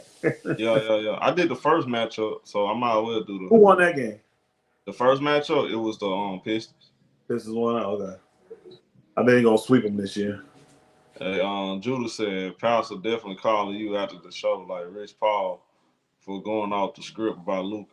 Man, Elder know one thing. I don't control what he say. He don't control what I say. Can't nobody control what neither one of us say. No, that's a fact. That's a fact. You can pull up in the black in the black Suburbans. You're gonna get turned back around. And if you get out, the trick is making it back home. So that's our mentality. You feel what I'm saying? It's me and Elder mentality. Oh, we tight. We good. You don't back down, I don't even back down. That's hell no. But the problem is that's a problem. Hey, the problem is some of you other guys can't stand up to us. You feel what I'm saying? Now Judah, I know Judah got heart. You know what I'm saying? I know Judah gonna come up here. He'll talk. Judah came up here before. You probably don't remember. Hey, do you have Judah? You got a number for Judah? Yeah, you already know it's all love, my boy. Huh? Yeah. Hey, do you got a number for Judah? Nah. Can you get it? Judah, I need your number, bro. I need your number. I need to reach out to you about some stuff. Uh-oh. No, good stuff. Good stuff. But I need to reach out to Judah. So if you can get his number for me, show and get it to me. Yeah, I ain't found what it is. How can I? Okay. Yeah, I should email or something. Send an email or something. Hey, Judah, can you come up here and put it in a private chat for Elder? Or email. Yeah, you can put my email in. Matter of fact, because I ain't in the chat. My phone, I ain't even in the chat at all. But I definitely need to contact. I need to holler at Judah. How have him reach out on X? Judah, I don't think Judah. I ain't on none of that other Yeah, stuff. he ain't on that either. I ain't on X or Instagram, none of that. I ain't gonna do none of that. So I'm on WhatsApp. I'm on I do WhatsApp, but that's for foreign stuff. But That pass. yeah. I need to Hold on. My wife gonna put my email in there. Email me, Judah. He said drop the link. Now he finna come up get it too. Oh, okay, cool. No, I can't see I ain't in the chat. I'm gonna give it to you. Yeah, I'm gonna give it to you. I got it. Oh, okay. Hold on. I got you. I know you old and crusty. You hear me, Elder? Yeah, my bad. I was talking to my daughter. What's up? I said, I know you old and crusty and ain't phone savvy. I'm phone savvy, nigga. I just don't do all the other bullshit. I ain't got time for all the other shit. X's and Y's and I ain't got time for shit, bro. Yo, Judah right now. Salute, my brother. Shalom. Shalom. Yeah, I'm gonna put it in the chat for sure again. Put it in the private, yeah, and then he'll get it to me because I can't see it. But yeah, I'm gonna reach out to you immediately, all right? Appreciate it. Oh yeah. Yes, sir. Yes, sir. Glory to the King. So man, you gonna have that black truck pull up on you, man. Elder pulled up on me last time. No, I pull up. He know I will. We hung out together, man. That's right, man. Did the show from the hotel. Yes, sir. Hey, y'all be playing like real talk. Say what you want to say. Elder will pull up on you. Oh, no doubt. No doubt. Elder ain't no string yard gangster now. Trust me, I tell you. I wouldn't say that's my brother if that was the case. Yeah. No. Men gonna be men, you know. Most time, real men, they can talk it out. Real men can talk. That ain't that. Ain't real men can do that. So this is what me and Elder been doing for years. This ain't nothing. Oh yeah. Man, you be texting each other. Go on there. Hey, y'all, our text message be just like it was today. Hey, Elder, trust me. Me and C Hill probably worse than you. Oh, I know y'all are. You know that's my brother. Yeah, C Hill. Me, C Hill, me and Priest, and trust me, we worse. Oh no, you know what? I can see it. I see it in there now. Okay, because I was different to send it to I see it in there now. I didn't think I could see it. I got it. Hold on. About to hit you up now.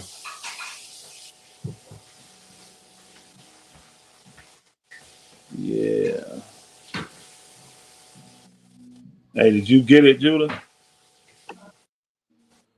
But the day LeBron leave, but Elder on parade. Yeah, I got you, Pastor. All right. After this show, I'm gonna see and talk to you.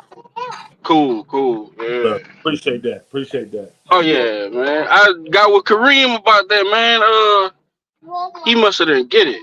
I had been trying to get your contact. I gave it to him a while back. Man, he didn't get it to me. I don't know why. Did y'all hook up? Because he came out to LA, didn't he? No. Nah, I didn't talk to him about that. Not recently, but I think it was like a year or so ago. He came out there. I remember he did. Yeah. And but he ain't hook up with you, huh? Okay. I be on Kareem head about LeBron, man. So you probably Kareem hate Austin Reeves, so I got one to hate Luka and one to hate Austin Reeves. I got to deal with all the damn time, man. One be telling the truth, though. Believe you me. One at least be telling the truth. We're gonna find out. I actually like Austin Reeves.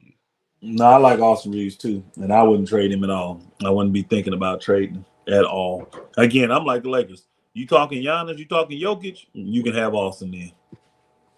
You can have, and I'm like that. I can't think of no other players in the league that you're gonna move the needle with me on Austin Reeves, really. Yep, and I'm not saying he on their level, but it's gonna take that level of player for me to pry off. Now, if you say, honestly, I don't even know if I would then. Like I was thinking, if you say Anthony Edwards, I may think about that, but I don't even know if I would then. I don't even think I would then, So, yeah. Well, salute to y'all, man. Hey, so I'm gonna drop off. Pass, I got you locked in. Yes, sir. All right, I'll be in touch. Yeah. I'll be in touch. Lock that in, so you can lock it in too, bro. I just locked it in, actually. Yep. I just locked All it right. in. You know you my boy, man.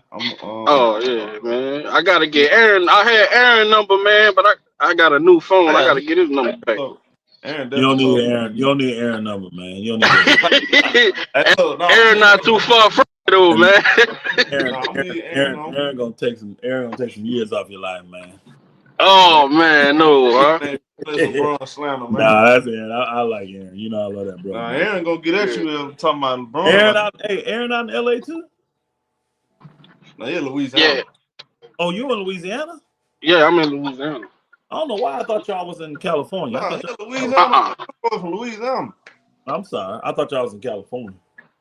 Nah. I don't know why. You the country boy. Yeah, but you know, country bookers move west sometimes. Yeah. Oh man. Yeah. I thought he was out. I don't know why I thought he was out in LA. I don't know who I was thinking of. Yeah. Y'all set? Y'all ready for that weather coming, man? Oh yeah, man. What's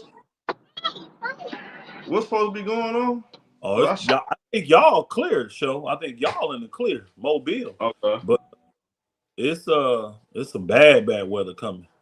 Ice storms and snow and all kind of stuff. It's finna hit I know Louisiana getting hit hard from what I understand with this ice stuff. They finna get hit hard. Louisiana, Mississippi. And it's coming from Dallas. So see here, all of them finna get hit, bro. They're finna get hit real hard. This is like catastrophic, they saying. Like you could literally certain areas, like that area, Louisiana and Mississippi, they saying from Shreveport to Tupelo. Shreveport, Louisiana to Tupelo, them boogers may be out of power for like a week, bro. They said that inch and a half of ice, that type of stuff. Shut the power grid down. So, yeah, man. So I just want to make sure everybody good.